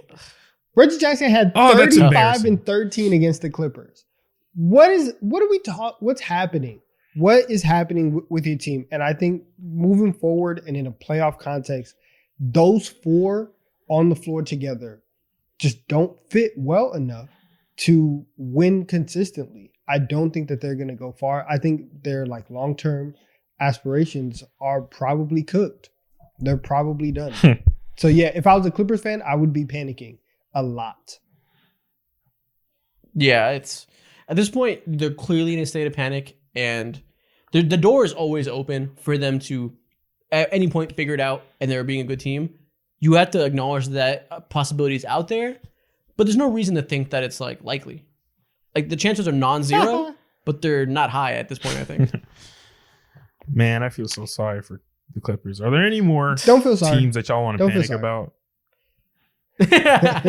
Don't feel sorry. Any other teams we should talk about? Listen, we're pushing agendas. I'll get this quick takeoff. The Milwaukee Bucks, in terms of long term, right? This long term, they have a lot to figure out. They're winning games right now. They're second in the conference. They are doing what they're supposed to do, right? You are supposed to win games early, and you're supposed to find ways to win. But the defense is getting better, right? The the problems that were terrible in the first 2-3 weeks of the season, the stuff that made me put them towards the middle of the league, outside the top 10 in the power rankings, they're improving on those things. But are they going to get to a championship level come playoffs? Are they going to get to a point where you can legitimately challenge Boston, even Philadelphia in a playoff series? I don't know. I would say like personally, quietly panicking, right? We're not going to let anybody know that we're panicking, but we're gonna keep an eye on that. I don't know. I'm not panicking at all about them. I think they'll be fine. They're like you said, they're getting better. Last game they beat the Heat. Giannis and Dame both had 30 points. Like they clicked as you would hope them to. They're not going to be a strong defense. Like they're not going to be elite defense like they have in the past. They just don't. Malik Beasley is their stopper. Unless they make a move and find an on-ball defender that can be the go-to at the 2, they're not going to be an elite defense. But I think their offense is going to be great eventually. Like we said in the stream, Dame starts every season really slow. He has basically the same shooting splits he had to start last year. And by the time the season ended, we were like, holy shit, this is Dame's best year of his career. I think Dame's going to probably continue that path. Like he just does this. He doesn't touch the ball all summer, and then he comes in slow and creeps back up. We're seeing that start to happen now. So personally, I think they'll be fine. Although you think they'll be fine, and Donovan thinks that, you know what I'm saying, they should quietly press the panic button. I am over here not pressing the panic button, but I'm looking at it and then I'm raising my eyebrow and I'm looking at Adrian Griffin because I'm just like, what are you cooking? Like No this facts. team, although yes, I know Drew Holiday is gone, one of the best, arguably the best perimeter defender in the entire NBA. But seeing how they've fallen off is just like real questioning. And then also on top of that, seeing But they haven't fallen that hard. They're 13-5. I'm talking about defensive. Defensively, they've fallen yeah. off. Yeah, defensively, they've fallen off. And now. there's just like no real excuse for that other than the Drew Holiday thing. And then back to offense, we haven't seen Dame or Giannis become even one of the 5 best duos in the NBA yet, in my opinion, in terms of synergy and knowing these player spots and all that now, giving them grace because they are new and they haven't played with players their archetype or each other's archetype ever before. So it's going to take a little bit of time, but at the same time, I don't see them making the necessary strides to get to the point to where people are putting them in the same conversations as the Celtics and the Denver Nuggets. And if you're not going to be in those conversations like halfway into the season at least, then you know what I'm saying they're gonna be in hell, in my opinion. Yeah. One last They'll be thing. just fine, I think. One last thing I hope that, so. that I have on the Bucks, and this is something that I'm actually panicking about. Chris Middleton he doesn't look like the same Chris Middleton that we have come to expect. He's playing 20 minutes a night. He's averaging 12 points a game. I think for them to go far, he's going to have to be some type of version of the 2021 Chris Middleton. And that version, that version might just be gone. It's been 2 years of like injury-filled years. And I don't know if that version is going to come back. So I am very strongly pressing the panic button on the Chris Middleton situation. Now, Yeah, but I mean, it's just a minutes restriction while he's recovering, so they're taking it slow. I'm not going to write him off until we see him get back to that full minutes load. Because, he's not going to put up 20 points per game when he's averaging 20 minutes. You know what I mean? Like, it's not possible. So, I agree. They need him to be great for them to have a chance. But, he's shooting 52% effective field goal percentage, 56% on his twos. The three-point shot isn't falling. I think the three-point shot will be fine. That's the most scalable thing. 4 assists and 4 rebounds, 12 points. Like, for 20 minutes per game, I think that's fine. I'm not writing him off because he's not injured now. It's just a cautionary recovery process. Last night was one of his best games of the season against the Miami Heat, and Lord of the Lumps, Lord Lumpyhead Chris Middleton put up 17 points, and although he shot like 1 of 3 from the 3-point line, he hit 2 very timely buckets and 2 very Chris Middleton. This is why we gave you that fat ass bag. Chris Middleton, and he made that appearance, and so I am worried, but seeing him put up that performance and incrementally get better and more to himself as time's gone on makes me feel a lot better about their future. Yeah, listen, in the past, they've been a top-tier defense and a league average offense. The team just flipped now. They're the number 5 in offense right now and 21 in defense, and they're 21 in defense because they started like 27, so they're getting better. I think they'll probably get to the playoffs as like the 4th or 5th best offense, and the top 5 are always pretty jumbled, and probably like the 15th best defense, which they'll have to lock in and have really smart game plans and elevate defensively in the playoffs. But it's possible, when you have a top tier offense head by 2 of the best players in the league that you can rely on to be the best players in the league in the playoffs. That's a winning formula, I think, just in a different way than we expected. Yeah. It's just weird. And it's just like so flipped. And I wasn't prepared for that at all. Me neither. But that's just us underestimating the impact of coaching and the fact that they wanted to be a very different team. Like they saw that formula not work and went into it with the explicit mindset of we need to shake some shit up. And that's what they did. Yeah, that is very true. You know what I am prepared for though? Crayon eaters. What? It is time to rejoice. Okay. It is TikTok time. It is TikTok time. You looking at me, nice. You looking at me. Let's get the engine roaring, man. Let's get the engine roaring. Woo! Our favorite time of the pod. It's officially back. We're going to play some games, do some drafts, have some fun. Welcome to TikTok time. As always, we're going to start with the draft. And this time we're going to do a player draft instead of a lineup. And that's going to be us building the perfect bald NBA player. So we can only pick player traits from players that were at one point in their career bald. We are bald specialists here. This is what we do. We're very knowledgeable in bald. I'm very excited. It's the best type of content. Bald mania. Let's do it. Who got the best shinies? Right. Facts. So yeah, again, anybody they had to be bald at some point in their career.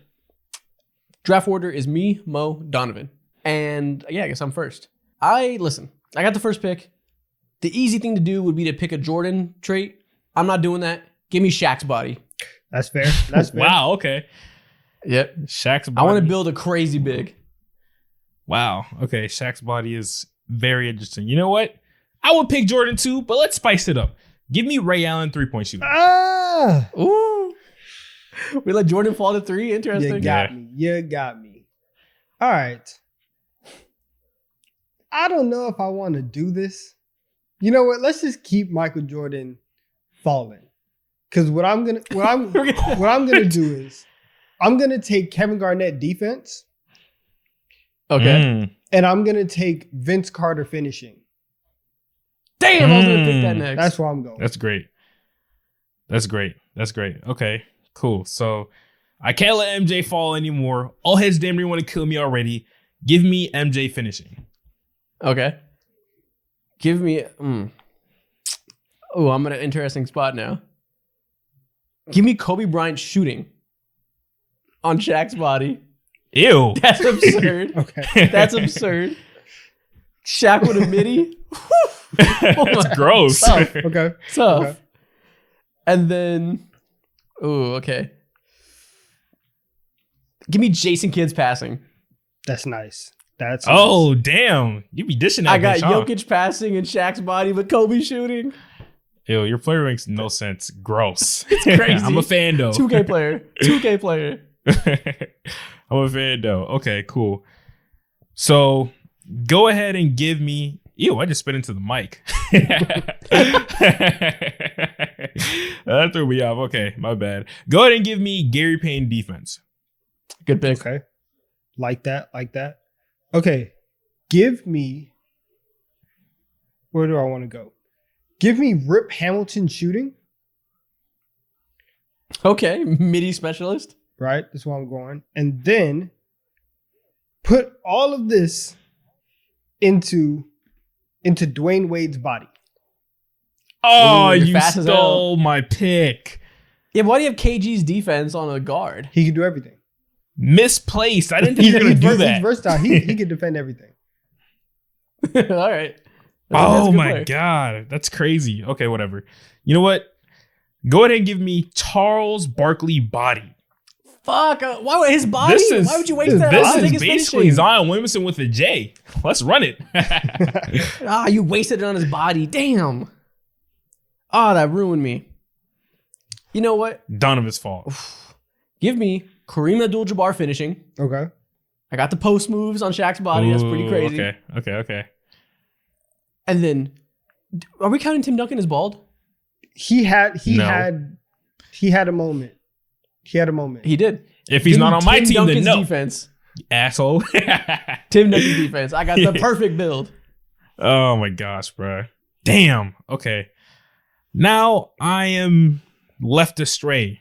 And my passer's not going to be elite because you fucking stole Jason Kidd from me. So that leaves me with no other. Damn, who the hell is bald and who was fire at passing? Y'all tried to nerf me with Magic Johnson when we all know he was bald as shit. No, Magic Johnson was not bald. He had a little bit of stubble on his head. Yeah, look at y'all going to bat for Magic now. Is that the type of person you are? Listen, I enjoyed winning time. All right. I thoroughly enjoyed it. Bring that shit back, please. No, facts. Showtime, pick it up. Please. That's Streets gross. need it. I'm begging you, FX, pick it up. Okay, you know what? Where you going? It's not beautiful, nothing crazy, but go ahead and give me Reggie Miller passing. Was he bald? Okay. Yeah. Not a particularly good passer, but Reggie Miller passing? It was his- Oh, dang. Yeah, it's what I had to go with. Yeah, you're sold. very average passer. You're sold. Busted my man. Busted my Should have picked player. Lamar Odom. All right. For passing, all right, we'll go here. Got some options. I do. And I'm just going to go, give me one of the all-time leading assist makers. Give me Mark Jackson for passing. Oh, he was bald? Yeah. Yeah. Wow, I didn't know that. You got me there. I don't know. Are y'all aware of the fact that Darren Williams was bald? No, I wasn't. Oh, he Darren was. Williams was bald. But he was. Yeah, Darren Mo Williams picked was Reggie bald. Miller. You could have had Darren Williams. You could have had Mon Ginobili, Chauncey Billups, Sam Cassell. Oh, Manu, that killed me. Sam Cassell averaged 9 assists. Yeah, but Sam Cassell looks like a cockroach. I don't want him on my Oh, team. my. Oh my god. Bro. Just kidding. That's not even nice. I would went with That's not even nice. Just kidding. That's the end of that video. My player is the body of Shaq, Kobe shooting, Kareem finishing, Tim Duncan defense, and Jason Kidd passing. A god. So who is your player most similar to in the NBA right And he now? still can't shoot. Nikola Jokic with Shaq's body. Still can't shoot. Jokic with Shaq's body. And Tim Duncan Really? defense. Yeah, really just Jokic with fucking Tim Duncan defense, bro. It's just like the best player of all time, casually. Gross. Okay, so I got Charles Barkley body, Ray Allen shooting, MJ finishing, Gary Payton defense, and Reggie Miller passing. That Reggie Miller passing would have shot me in the foot right there. I was cooking, So- but I couldn't finish. All right. I have D-Wade. It's your I have fault. D-Wade's body, Rip Hamilton shooting, Vince Carter finishing, Kevin Garnett defense, and Mark Jackson passing. Actually, Donovan is a worse player. Pretty easily, I think. What are you talking about? Pretty Oh, have man. One, you can't shoot threes. You're a mid-range specialist. The rest of us can shoot threes. That hurts. Secondly, you have big man defense with a guard body, so it's just like a you worse act version like of Kevin KG's Garnett defense. wasn't Oh. one of the most versatile defenders we've ever seen. Like he can't defend on the perimeter. I know No, who it's the, great. I know exactly who Donovan's player is. This is just 2023 Harden. We love to see it. 2023 Harden. It's really not. It's really not. He's a great post defender, apparently, right? Go No, watch I mean- Kevin Garnett tape. Like Yeah. he defended in space. What are we talking about here? No, it's great. He's great. I'm just somebody has to be last, and you have Rip Hamilton shooting. You can't shoot threes. Like somebody has to be on the losing end. I guess it's you. Listen, Donovan screwed me out of D Wade. I had to screw him out of Reggie Miller. It's only fair. I was fine. Okay, we're hating. We're just hating. We're just hating at this point. We'll let the comments. They don't know. Uh, They don't know. They don't know. All right, on to the next video. The next thing I want to do, we've done a lot of videos about NBA teams as GOAT players. I want to do that again, but I want us to talk about the difference between the greatest players in team history and the most talented. Because, that's not always the same. Sometimes it, damn, I just pulled a hair out of my chain. What the fuck? Pulling my hairs out. Going ball. Yeah, sometimes the greatest player is also the best. Sometimes it's not. So we're going to go team by team and talk about the difference there and just figure out who's who. Okay. This is gonna start some controversy. We love it. Yep. We're here for it. What are we defining as So talent? let's pick whatever the best Bag. player, most talented, whatever you think It's is about like- the bag. It's not about the bag. It's just about who's the best player on the team. Like who's the highest peak, whatever. You tell me what you qualify as it as. But it's obviously different from the greatest player because that factors in accomplishments, team success, all that. Don't even worry about it, Donovan. Let's pick every NBA team's greatest player and their most talented. First team we got the Los Angeles Lakers. Nice. I think this is pretty simple. Is it? Yeah. Donovan knows the answer. This is super simple. Okay, tell me. The best player. Wait, we're saying that the teams go, right? Okay. Yes, the teams go, and then their best player. Okay, team go is Kobe. They're most talented. I'd pick Magic, but I respect most it. talented will go Shaq. Most talented Shaq. So you're going most talented Shaq over 2020 Bron? Wow. Yeah. That's okay. Why? Wow. I was Peak Shaq? I was gonna go 2020 Bron, to be honest with you. 2020 Bron is damn near peak. Like he really hadn't slowed down at all. I think that's pretty easily still a better player than Shaq, I think. Then peak Shaq? Yeah. That's damn near peak Bron. He really didn't slow down by 2020. I'm taking peak Shaq. In terms of most talented, yeah, I'm taking peak Shaq. He's just disagree unguardable. with that. Like, I mean, and so was LeBron too. He was It's unguardable LeBron. in every facet. Like, what do you expect? Like, he could shoot. The defense was incredible back in 2020. He's a facilitator. Like, he can literally He played do point guard every that single year? thing, bro. He played point guard, and he did something that you never seen before in NBA history. His strongest defensive season since 2013. His best playmaking season. Was still an elite scorer in the finals, being the go-to guy. I'm easily picking 2020 Bron. Yeah, you never see teams that reliant on a singular ball handler win an NBA championship. And the last time we saw that was Magic Johnson. And LeBron did that in his sleep his first year, officially playing point guard. I'm taking you LeBron. understand that, But you understand that Shaq, that like peak Shaq, is out here averaging 35 and 14 in the finals. It doesn't matter what center that you throw at him, he's dominating every single time. Like, Okay, if this was 2016 LeBron, would you still pick peak Shaq over 2016 LeBron? are you gonna tell me that 2020 Bron is the exact same as 2016 Bron? Basically, yes. Nothing changed. He was still exactly the same, basically. Nah, bro, I'm going Shaq. I'm going Shaq. He really hadn't slowed down at all. I'm going wrong. Right. But you're right about Kobe, though. Yeah, it's fine. Next team. We got the Milwaukee Bucks. Okay. Whew. So most talented ever. Am I going to be a jackass if I say Giannis? A little bit. I think this was probably Kareem for both of them. Kareem. Yeah, let's go ahead and do it. I think it's pretty Kareem obvious. sweep. Career has been solidified. It is what it is. Yeah. I think there's a better argument that Giannis could be greatest if he stays there for a long time, but he's not going to be a higher peak than Kareem. Kareem has the most talented easily. Yeah. No bad. Okay, cool. Yeah. Kareem Kareem most talented. But who is the team GOAT, though? It's Kareem. It's still Kareem. Wow. But give he's Giannis both? some time. He might take it. Yeah, Kareem gets both. Okay. Yeah, if Giannis Next wins thing- a championship this year, to be honest, he might Oh, be the team then we GOAT. got some convos going on. He's a team GOAT. We ain't no convo. If. All right, next team. We got the Miami Heat. All right, so Oh, this is team, easy. Yeah, team GOAT is Dwayne Wade. And then the most talented would be whichever version of LeBron you want to pick. You're not going to say Shaq? Yeah. You think you're funny, like making that joke. It's just not a funny joke. Like you guys were just wrong on the TikTok before, really disrespecting Man. 2001 Shaq. So like, okay, Kiki, right? We got our laps out. We're good. We got it. All right, He's thank pissed. you. Thank you. Okay, can we go to the next team, please? Bro, you think you're funny? I've heard that since like high school, middle school. I love those arguments. It's ridiculous. It's hilarious.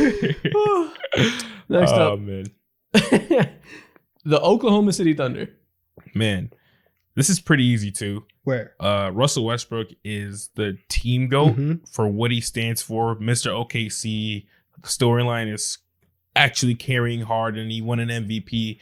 But everyone's not dumb when it comes to it. KD is the greatest player of all time for that city. Easy. Yeah, definitely more talented. So yeah, again. Oh my God, my phone keeps switching the camera. Yeah. Damn. But yeah, pretty easily.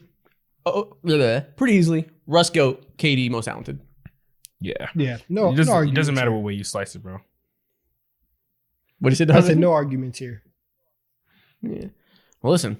Give Shea a couple more years. I don't know. Nah. Oh, I'm just kidding. I'm just kidding. you must be wearing a pair of Skims. That's the only reason why you said that. Mo talks about Skims more than anybody that I know. He's definitely. I just saw a bought commercial. It's He always bought fresh in a my few mind. The pairs. world is trying to tell me. Nah, you want Skims bad. We gotta expense You you, were some Skims. moved. Just to, You were moved by that. Put it in by the that production Shea budget. Skims IG post. It's probably saved, isn't it? that's Maybe. You said maybe. All right, next team, the New York Knicks. Who did we say? Go ahead, greatest? Donovan. What was last time? Did we land I on? think we settled on Walt we Frazier. land on Walt. Yeah. Yeah. Okay. So greatest is obviously either Ewing or Walt Frazier. I lean Walt Frazier. Yeah, because he has the chips. Man, greatest is. I mean, most talented is crazy. Yeah, I don't know who's most talented. I mean, Can listen, we if say you want to Patrick get Ewing? mellow propaganda off, you can try and throw his name in there. I'm not gonna pick him, but Let's go, I'm sure you Carmelo, would. man. Let's go. Yeah, no, I think Ewing is probably more talented. Yeah, I would Yeah, lean nah, you. Pete Ewing's disgusting. Yeah, so I think we go Frazier and Ewing for this one. Easy. But you also could just go Frazier for both. I don't know. Nah, give Melo, I Ewing love his you. respect. Was good. All right, next up, the Nuggets. Melo, Oh, I love you. this is Was easy. good.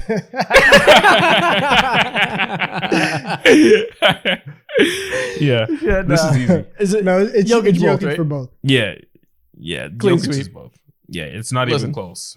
Shout out Melo. We can say his name in the TikTok, but we're not gonna pick him. Sorry. His jersey should be retired. Next they should team. do that double retirement.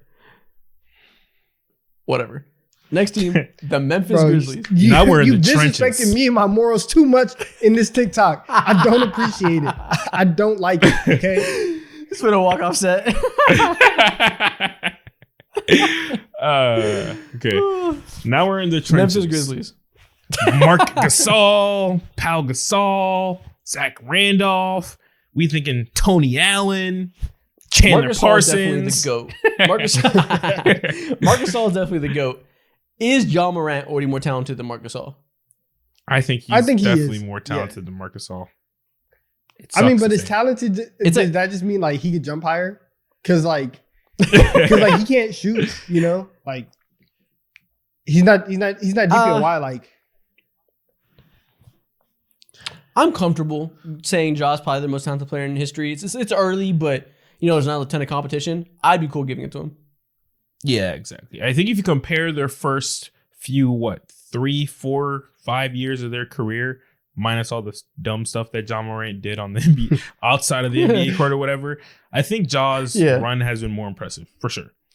Hey, listen, he's not their highest IQ player of all time, on or off the court. But listen, he was all NBA. He was great before he lost his mind. all right, Exactly. All right, he got it. All right, that's the end of that. That's funny. Next thing we got, Mo, I think you have some NBA player lookalikes to show us. Yeah, man. We got some hilarious NBA player lookalikes. I want you to guess which NBA player this is. Okay, let's go. What NBA player is this? Sheen Oh from my Jimmy God. Neutron. That's the goat. That's That's the hilarious. goat. That's Duncan Oh my God. Robinson. Yep, iconic lookalike. I love this one. Y'all are on the money with this one. Y'all got this quick as hell. Yeah, I'm never gonna be able to see Sheen, see an episode of Jimmy Neutron, and not think of Miami Heat legend Duncan Robinson. But where's It's the in my brain correlation? forever. Where's the correlation? It's in the Everything. Yeah, it's just in the facial structure. He just looks like Yeah, it. you No got Sheen lips. aura. Same hair, Listen, ears. sometimes Yeah, I see. sometimes two people just look alike, and you can't explain it. This is what's happening here. Facts. For getting told sometimes that two you people are just. Go ahead. No, say it. Say So it. some people are just born into the world doppelgangers, and it's just something works out that way. But being doppelgangers with a cartoon, that's something that will never sit right with me. I'm sorry, man. Like it's his fault. Like Listen, I know. how could he do Yeah, this, man. Imitation. How could he The look show like Jimmy that? Neutron ruin his life. I think he's all right. Oh, what's next? Ooh. Oh, Next up, We got this gothic painting. Who is this? Who is this man? This is this whack commissioner. That's Adam Silver. That's Adam Silver. I know that. He looks like him for no reason. Adam Silver, hop on Ancestry.com immediately because there's something about your lineage that you don't know about. He has a medieval face. This man has been around for some generations. Facts. I ain't gonna lie. I almost put you ever watch The Pinky and the Brain? I almost picked the brain for him too. No, Adam Silver has an iconic look. He looks like a cartoon character come to life. Yeah, exactly. He just looks so stern. What was next? Ooh. Now Who is this is Binyam Muhammad. Who? This is someone, history lesson. This is someone who was falsely accused of a terrible crime, but he's a free man. Is this LeBron? Donovan, your guess? Okay, now that Isaac said it, I can see. Yeah, this is LeBron. There we go. We got it. These slow transitions are killing me. Yeah. I've never seen that face before, but the beard just screams Bron. It wasn't the beard. Bron It was just right has here in the the- eyes. Yeah, that's it. Yeah, the beard, the nose, eyes. It just like he has such a copy and pastable face. It's crazy. Yeah. I don't think That was think definitely what anybody's got Bron at ever home. said that about LeBron. A copy and pastable face. But it's weird because we always see like weird ass versions of LeBron, doppelgangers everywhere. Do you just go outside and see bronze? Nah, bruh. Yes, I see bronze all the time. Now they ain't 6'8" and 260, but I see them. That's funny. What's next? Who is this player? Is this Stephen A. Smith? That's hilarious. that's Stephen A. Who does he look like? But that's This is indeed but Stephen I know A. who this is though. But who is this lookalike? This is Otto Porter. Oh, it I was gonna say could Will be. Chamberlain, Otto Porter's dad. It could That's be, true. but this is not the 1-to-1 lookalike. Who They is played the this same man? position. Stephen A. played point guard. Is it a point guard?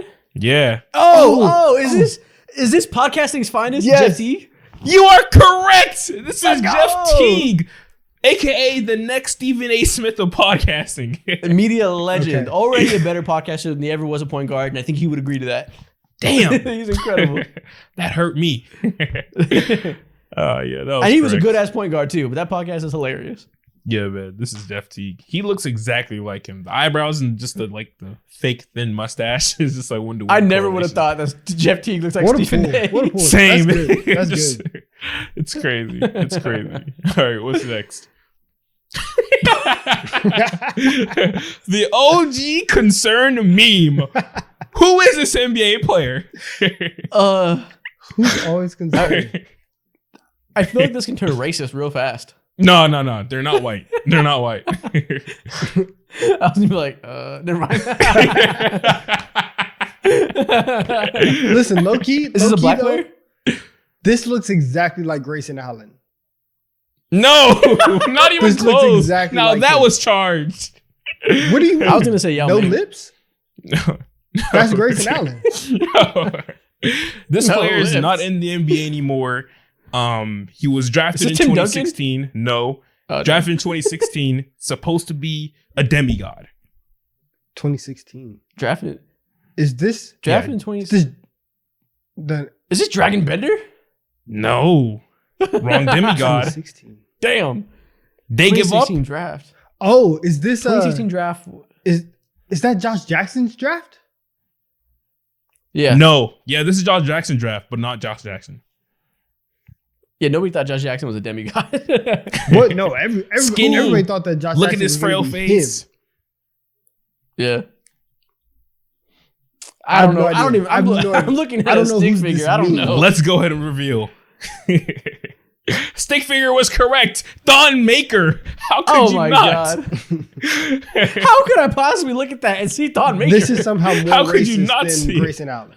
Like this is No. just pulling this picture. Is racist. You set him up. You set him up. Yeah, if I would have man. guessed Thon Maker, I would have been looked at sideways. Really? Oh That's man, Why'd you know that? The head shape is so distinct for Thon. I hope he's doing well. That's All right. good for Thon Baker. What's next? Oh, Travis Kelce? Is this, yeah, Travis listen, Kelce. is this New Orleans' own Jonas Valanciunas? You are correct. Nice. I Let's had to go. get an easy one in there for you guys. Let's go. Yeah. It's ridiculous how like they look. Yeah, I never would have thought about this, but I immediately saw it too. This is great. I hope he's dating a lookalike of Taylor Swift. There's probably a lot of European women that look just like her. Who cares if it's a lookalike? She needs to have that same bag that Taylor Swift has. That's what's most important, Jonas. Get your priorities Hard straight. to replicate that level of wealth, so I'm not going to set that bar for him. That is true. What's next? Dang, how many look like? Ooh. Oh, okay. we got. Where's he the star from? Impossible Joker's actor. Who is this man? From Impractical Jokers. Yeah. Say it Impractical Jokers. We got Impractical Joker's actor. I love how you don't know his name. I You're just know. Impractical Joker. Yeah, I think his name is Joe, but I'm not 100% sure. Yeah. Well, I know his lookalike's name. This is Frank Vogel. That is correct. I saw it immediately. I thought I was looking at Frank Vogel. No, these guys are The brothers. deep, These dark guys eyes are brothers. ridiculous. Yeah, these guys go way back. They need to. To the Frank womb. Vogel needs to have some serious conversations with his parents because there is no other way around it other than being brothers. Exactly. Yeah, something's up here. I need a DNA test now. Get them on Maury. That'd be crazy. Mari. That's crazy as hell. All right. Who is this lookalike? Kais and Adam crying. is this Drew Holiday? He just I released saw a the tweet the other nasty day. mixtape too. Said Drew Holiday? Yeah. Donovan, what's your This is guess? Drew Holiday. You are wrong. He has someone who looks even more like him. Is it Torian Is Prince? this Terrence Mann? No and no. Wrong black dude with dreads. Hey, listen, I'm about to start naming a whole bunch if you don't tell me. It's gonna get real racist. Let's go. Run it. Real stereotypical. Start with the East. Nas Reed. No. Wait, who you say? Who you No. say? Huh? I said Nas Reed. Oh. Dark skin Cole Anthony. Okay. No. Not even close. Marvin Harrison Jr. No. Who the hell is that? Is that a real player? NFL prospect. Sounds like a 2K generator player. That's real. Oh, man. Damn. No, I gotta go through rosters. I gotta figure out who this is. I don't know. I thought it was Drew Holiday. I thought it was Drew too. No. Just This is Tyrese Maxey. Oh. Look, That was this great. picture is insane. Oh my God. See, even Siri wants to chime in. Shut up. It's not your turn. Yeah, I would never would have guessed Maxie. That's hilarious. Yeah, same chin hair and the same length of hair too. So it's Tyrese. Once again, had a small audio issue, so you heard those last couple parts of that TikTok were, again, using my camera audio. My bad. Next thing we're going to do, Donovan, I think you have some conspiracy theories to run by us. 100%. Listen, you know the NBA community is always looking because the NBA is always up to something. So I have some conspiracies. You guys let me know if you guys think that they're real or not, if they are fact or cap. And so, yeah, man. Okay. Let's get started. So the first one. I love a good theory. So the first one. LeBron and Steph Curry were given super serum at birth, making them scientific experiments. You think LeBron James is the Winter Soldier and fucking Steph Curry is Captain America? He's more like Hawkeye because of his aim, but yeah. That's crazy. Listen, same hospital is a crazy coincidence. Some kind of witchcraft was afoot. Yeah. And no one even really, I feel like no one really even knew this until like Steph Curry actually started being a generational talent back in 2015, 2016. That's when it was brought up into everyone's attention. So there has to be some type of wizardry happening behind this, bro. Yeah. There's no way in hell. Yeah, listen. Let's go facts. It's fact. They didn't want to make Steph like super strong, right? And so his version kicked in a little bit later, but nah, he's a cheat code. So yeah, this is fact. I love it. All These right. pictures are ridiculous. Next one. Danny Green and Otto Porter are actually brothers. Damn! I've never seen this one. I've seen the Otto Porter and Wilt one. I've never seen Danny Green. There's a lot of conspiracies about who is in Otto Porter's bloodline because apparently everybody looks like him. He has a lot of family members. Yeah, Otto Porter just looks like everybody. He just got one of those faces. I'm going facts. This would be a great discovery. Yeah, Otto Porter he possibly might have some of the greatest NBA bloodline ever because apparently it's everybody. Yeah. This is Fact. a better They're passing the Ball family for the greatest basketball family of all time. Love that. All right. The Fact. next one. The 2019 lottery. Here's some information. Oh my God. Listen, Mo, if you don't tell Siri to shut up, all right? She's been interrupting This is this whole ridiculous, bro. Take that fucking watch Please. off. This is ridiculous. Keeps on just Throw it out the window. All right. The next one. The 2019 lottery was rigged so that the Lakers could trade for Anthony Davis. This is an absolute fact. If you look back in time, the New Orleans Pelicans had the lowest attendance in the entire NBA. The second lowest, guess what? The Memphis Grizzlies. They got the number 2 overall pick. Oh. And so they had to go ahead and spice up the NBA. And on top of that, AD had to become a Pelican. It's a fact. Hey, listen, We knew that. the Lakers jumped to 4. They didn't have the 4th best odds. All these things together facilitated the deal that brought LeBron the next era of his contending. That brought LeBron the next era of his championship window. I think I can rock with this one. We knew the NBA was conspiring against Michael Jordan to push the LeBron GOAT agenda, and we still stand for it. All right, now you lost me. Now you lost me. This is fact. We all know it. Never mind, Cap. We It's know not it. true. You lost me. We know it. All right. Fair and square. All right. The next one. Steph Curry didn't win Finals MVP because Nike made the call to not give it to him because they were upset he went to Under Armour. And they were Damn. like, let's give it to Andre. Nike just really loves it. They made the call Buffalo Wild Wings style. They did it. They pushed the Buffalo button Wild Wings. and they made sure this didn't happen. So Phil Man, Knight was like, I want Iguodala. Yep. that is right there, Donovan. True generational hating. This is the biggest stain in Curry's career, man. Letting Iguodala get that goddamn MVP. I have No, to I'm say gonna go Cap. I think the voters are just fucking dumb. I'm gonna go with that. You going Cap? Yeah, exactly. Yeah, the voters are just idiots and they just rob Curry fair and square. They're just morons. Listen, man. Yeah, exactly. I agree. All right, we'll see. All right, the next one. Michael Jordan bought the Hornets so he can try and mess up LeBron's legacy from within. Okay, explain. Again. He wanted to take part in everything that the NBA had to do moving forward, so that he had firsthand ability to potentially tear down LeBron James. I think he helped LeBron's legacy by fielding a horrible team in his conference for 10 straight years. That would just be Yeah. 4 Listen. free wins to LeBron every season. He failed at his mission, but his mission nonetheless was to spite LeBron. Even if he was to spite LeBron, he did nothing but make himself look dumb because LeBron is, proven fact, a better team builder than Jordan is. The only blemish that LeBron has on his resume is wanting to trade for Russell Westbrook. But other than that, he's a better GM. Yeah, I think this actually hurt LeBron. Let's go fact. I think LeBron. Let's go fact. I think Michael Jordan is crazy enough that he'll do anything to try to have a leg up. He's he a takes things psychopath. personally. He's a psychopath for it. All right, last one. Scott Foster is actually betting on all the games he refs against CP3.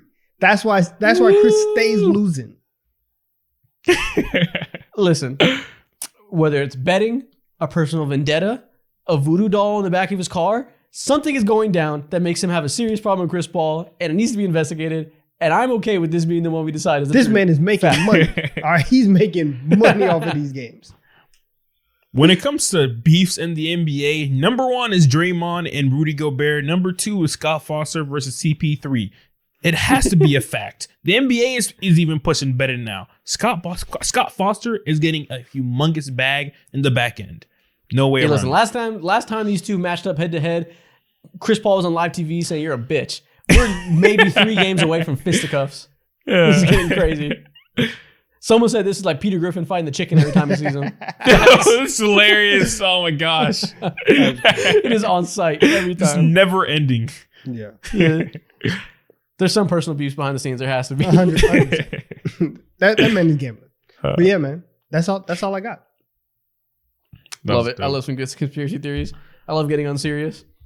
Next thing we're going to do, we're going to go back to another guess the player. Last time we guessed them by lookalike. This time we're going to get a little more serious. We're going to guess the NBA player based on the teams they played for. So you'll see, the list of icons of these franchises, and we'll have to guess who's who. Is this in order? Let's do it. Roughly, yes, Okay. yes. I'll say yes. Yes, it is in order, actually. So, guess which NBA player you think this is. First off, this guy who played for 6 teams.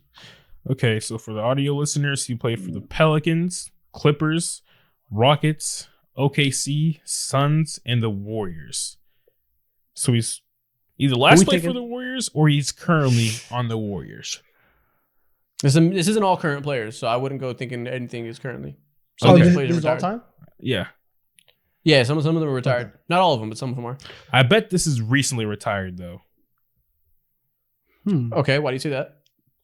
Because, damn.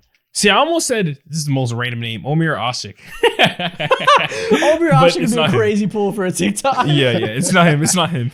I just- He's not bringing I in the just need view. to Yes. know where they started. Did they start in New Orleans? The first team is always where they started. Okay. So it's New Orleans. Okay. So it can't be Eric Gordon.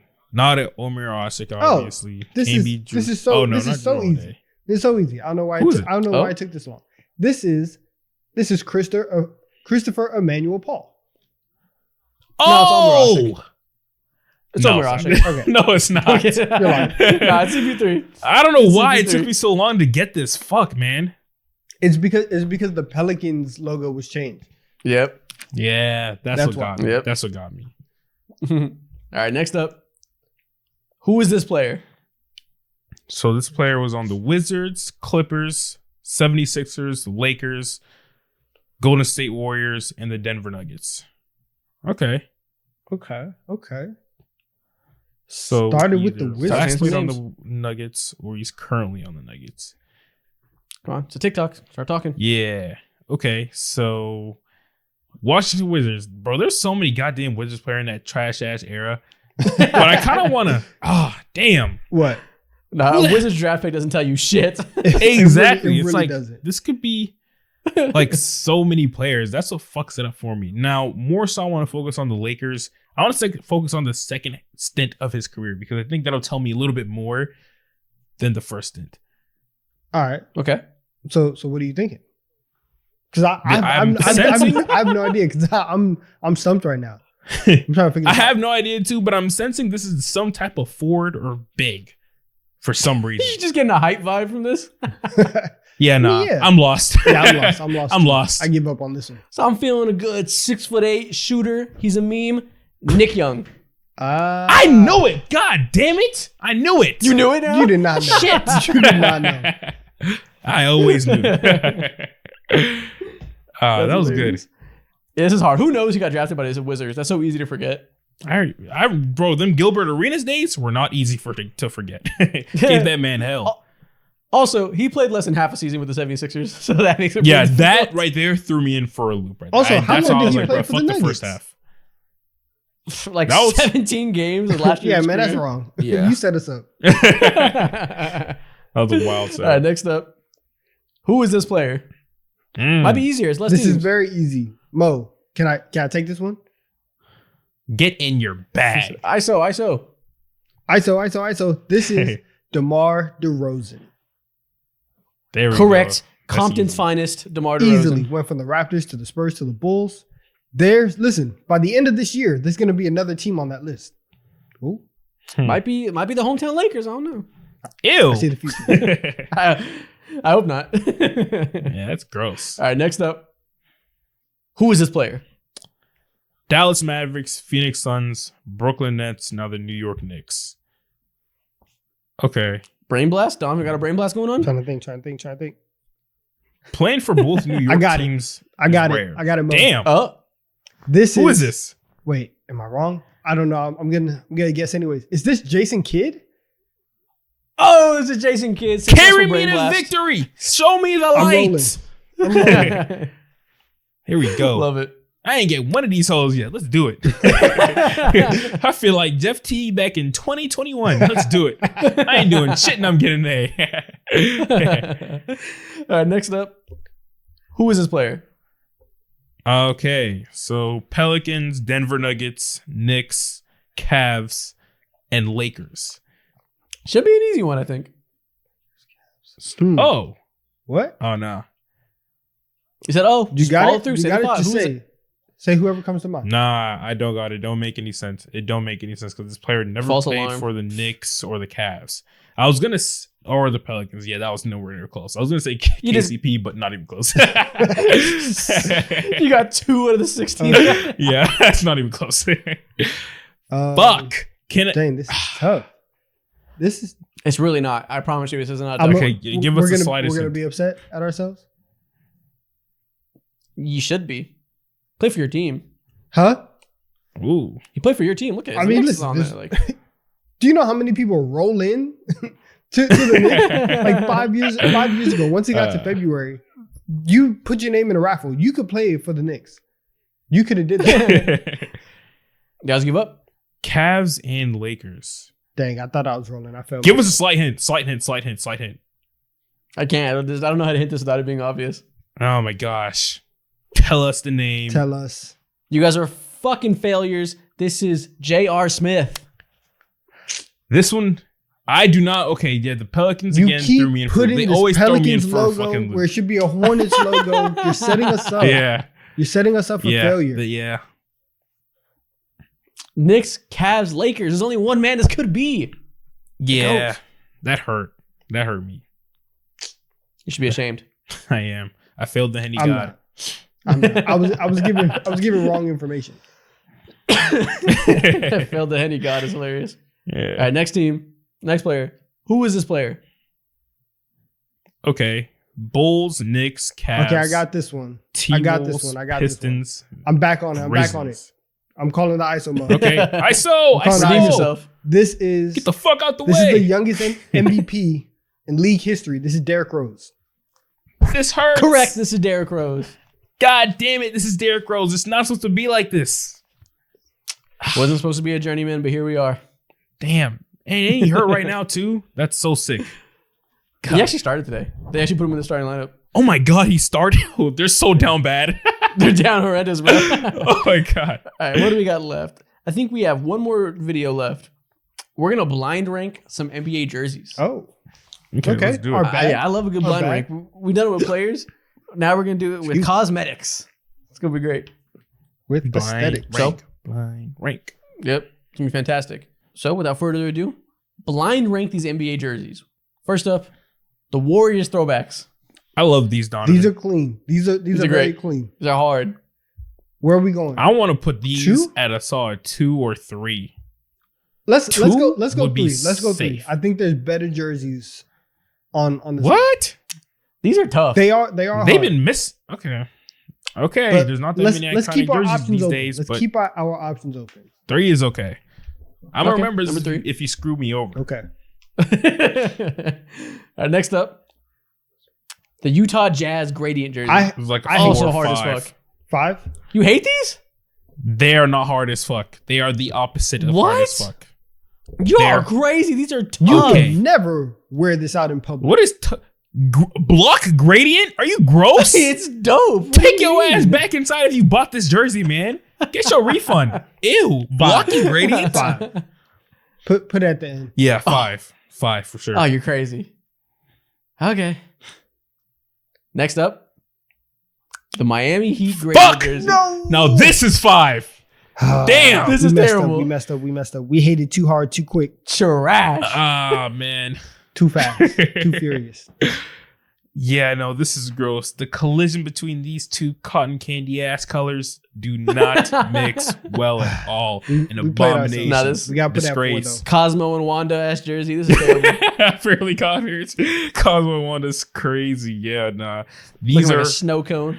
We have no choice but to put that at 4, right? though. Yeah, Oh man, I'm sick. gotta put that 4. Tough.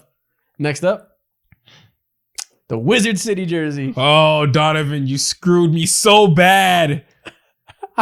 Oh my gosh. That's on me. Listen, moving forward, we just have to know that Isaac is gonna be playing around. Like he's just gonna be unserious with his list. And we just have to be prepared for that. That's on me, because we've done several blind rankings and I didn't pay attention. I didn't study film. So that's on me, coach. I That's on me. cannot fathom the disappointment you brought upon me on full the greatest of accountability the for my deepest of the actions. three. Listen, I'll be Screw better. you, man. I'm gonna be in the lab, right? I'm gonna be watching film. We have to get better. But So he's number 2. unfortunately, yeah. But honestly, Gross. but he's probably gonna put an even worse one at 1, knowing how this is going. This is terrible. Listen, you fucked up putting this at 2, but rest assured, number 1 is the Lakers Black Mamba jersey. Woo! We ain't going out sad. Now, this is an easy number 1 for sure. Our list is cooked, Easy but number it's one? not that cooked. Yeah, We easy. probably should. Easy for sure. I think the Warriors they have a shot. That's a Nah, strong man. jersey for sure. Knowing what I know Yeah, now, the Warriors have a strong I would jersey, have put those but- at 1. Listen, you do got the worst jersey of all time. I mean, you do have the worst jersey list of all time, but at least the top is. I didn't know. Yeah. I was blind. Yeah, man. All right, Yeah. man. That's the Brown ranking, and that also means this is the conclusion of the episode. Donovan, if people are still here, what should they comment? Comment. Oh, no, let me get this. Go ahead. Let me Okay. get this. ISO. What should they get? Nikhil the Weeb. Let's do it. Expose this man.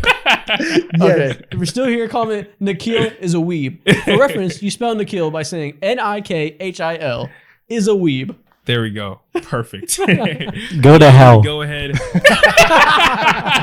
That was perfect. Love it. It's a great episode. Nikhil is a weeb. Producer Nikhil is a weeb. Let's go. Love it. See y'all later. See y'all Love Monday, 8 p.m. Eastern time. Facts. Back. Tune in for the next stream. We'll be there.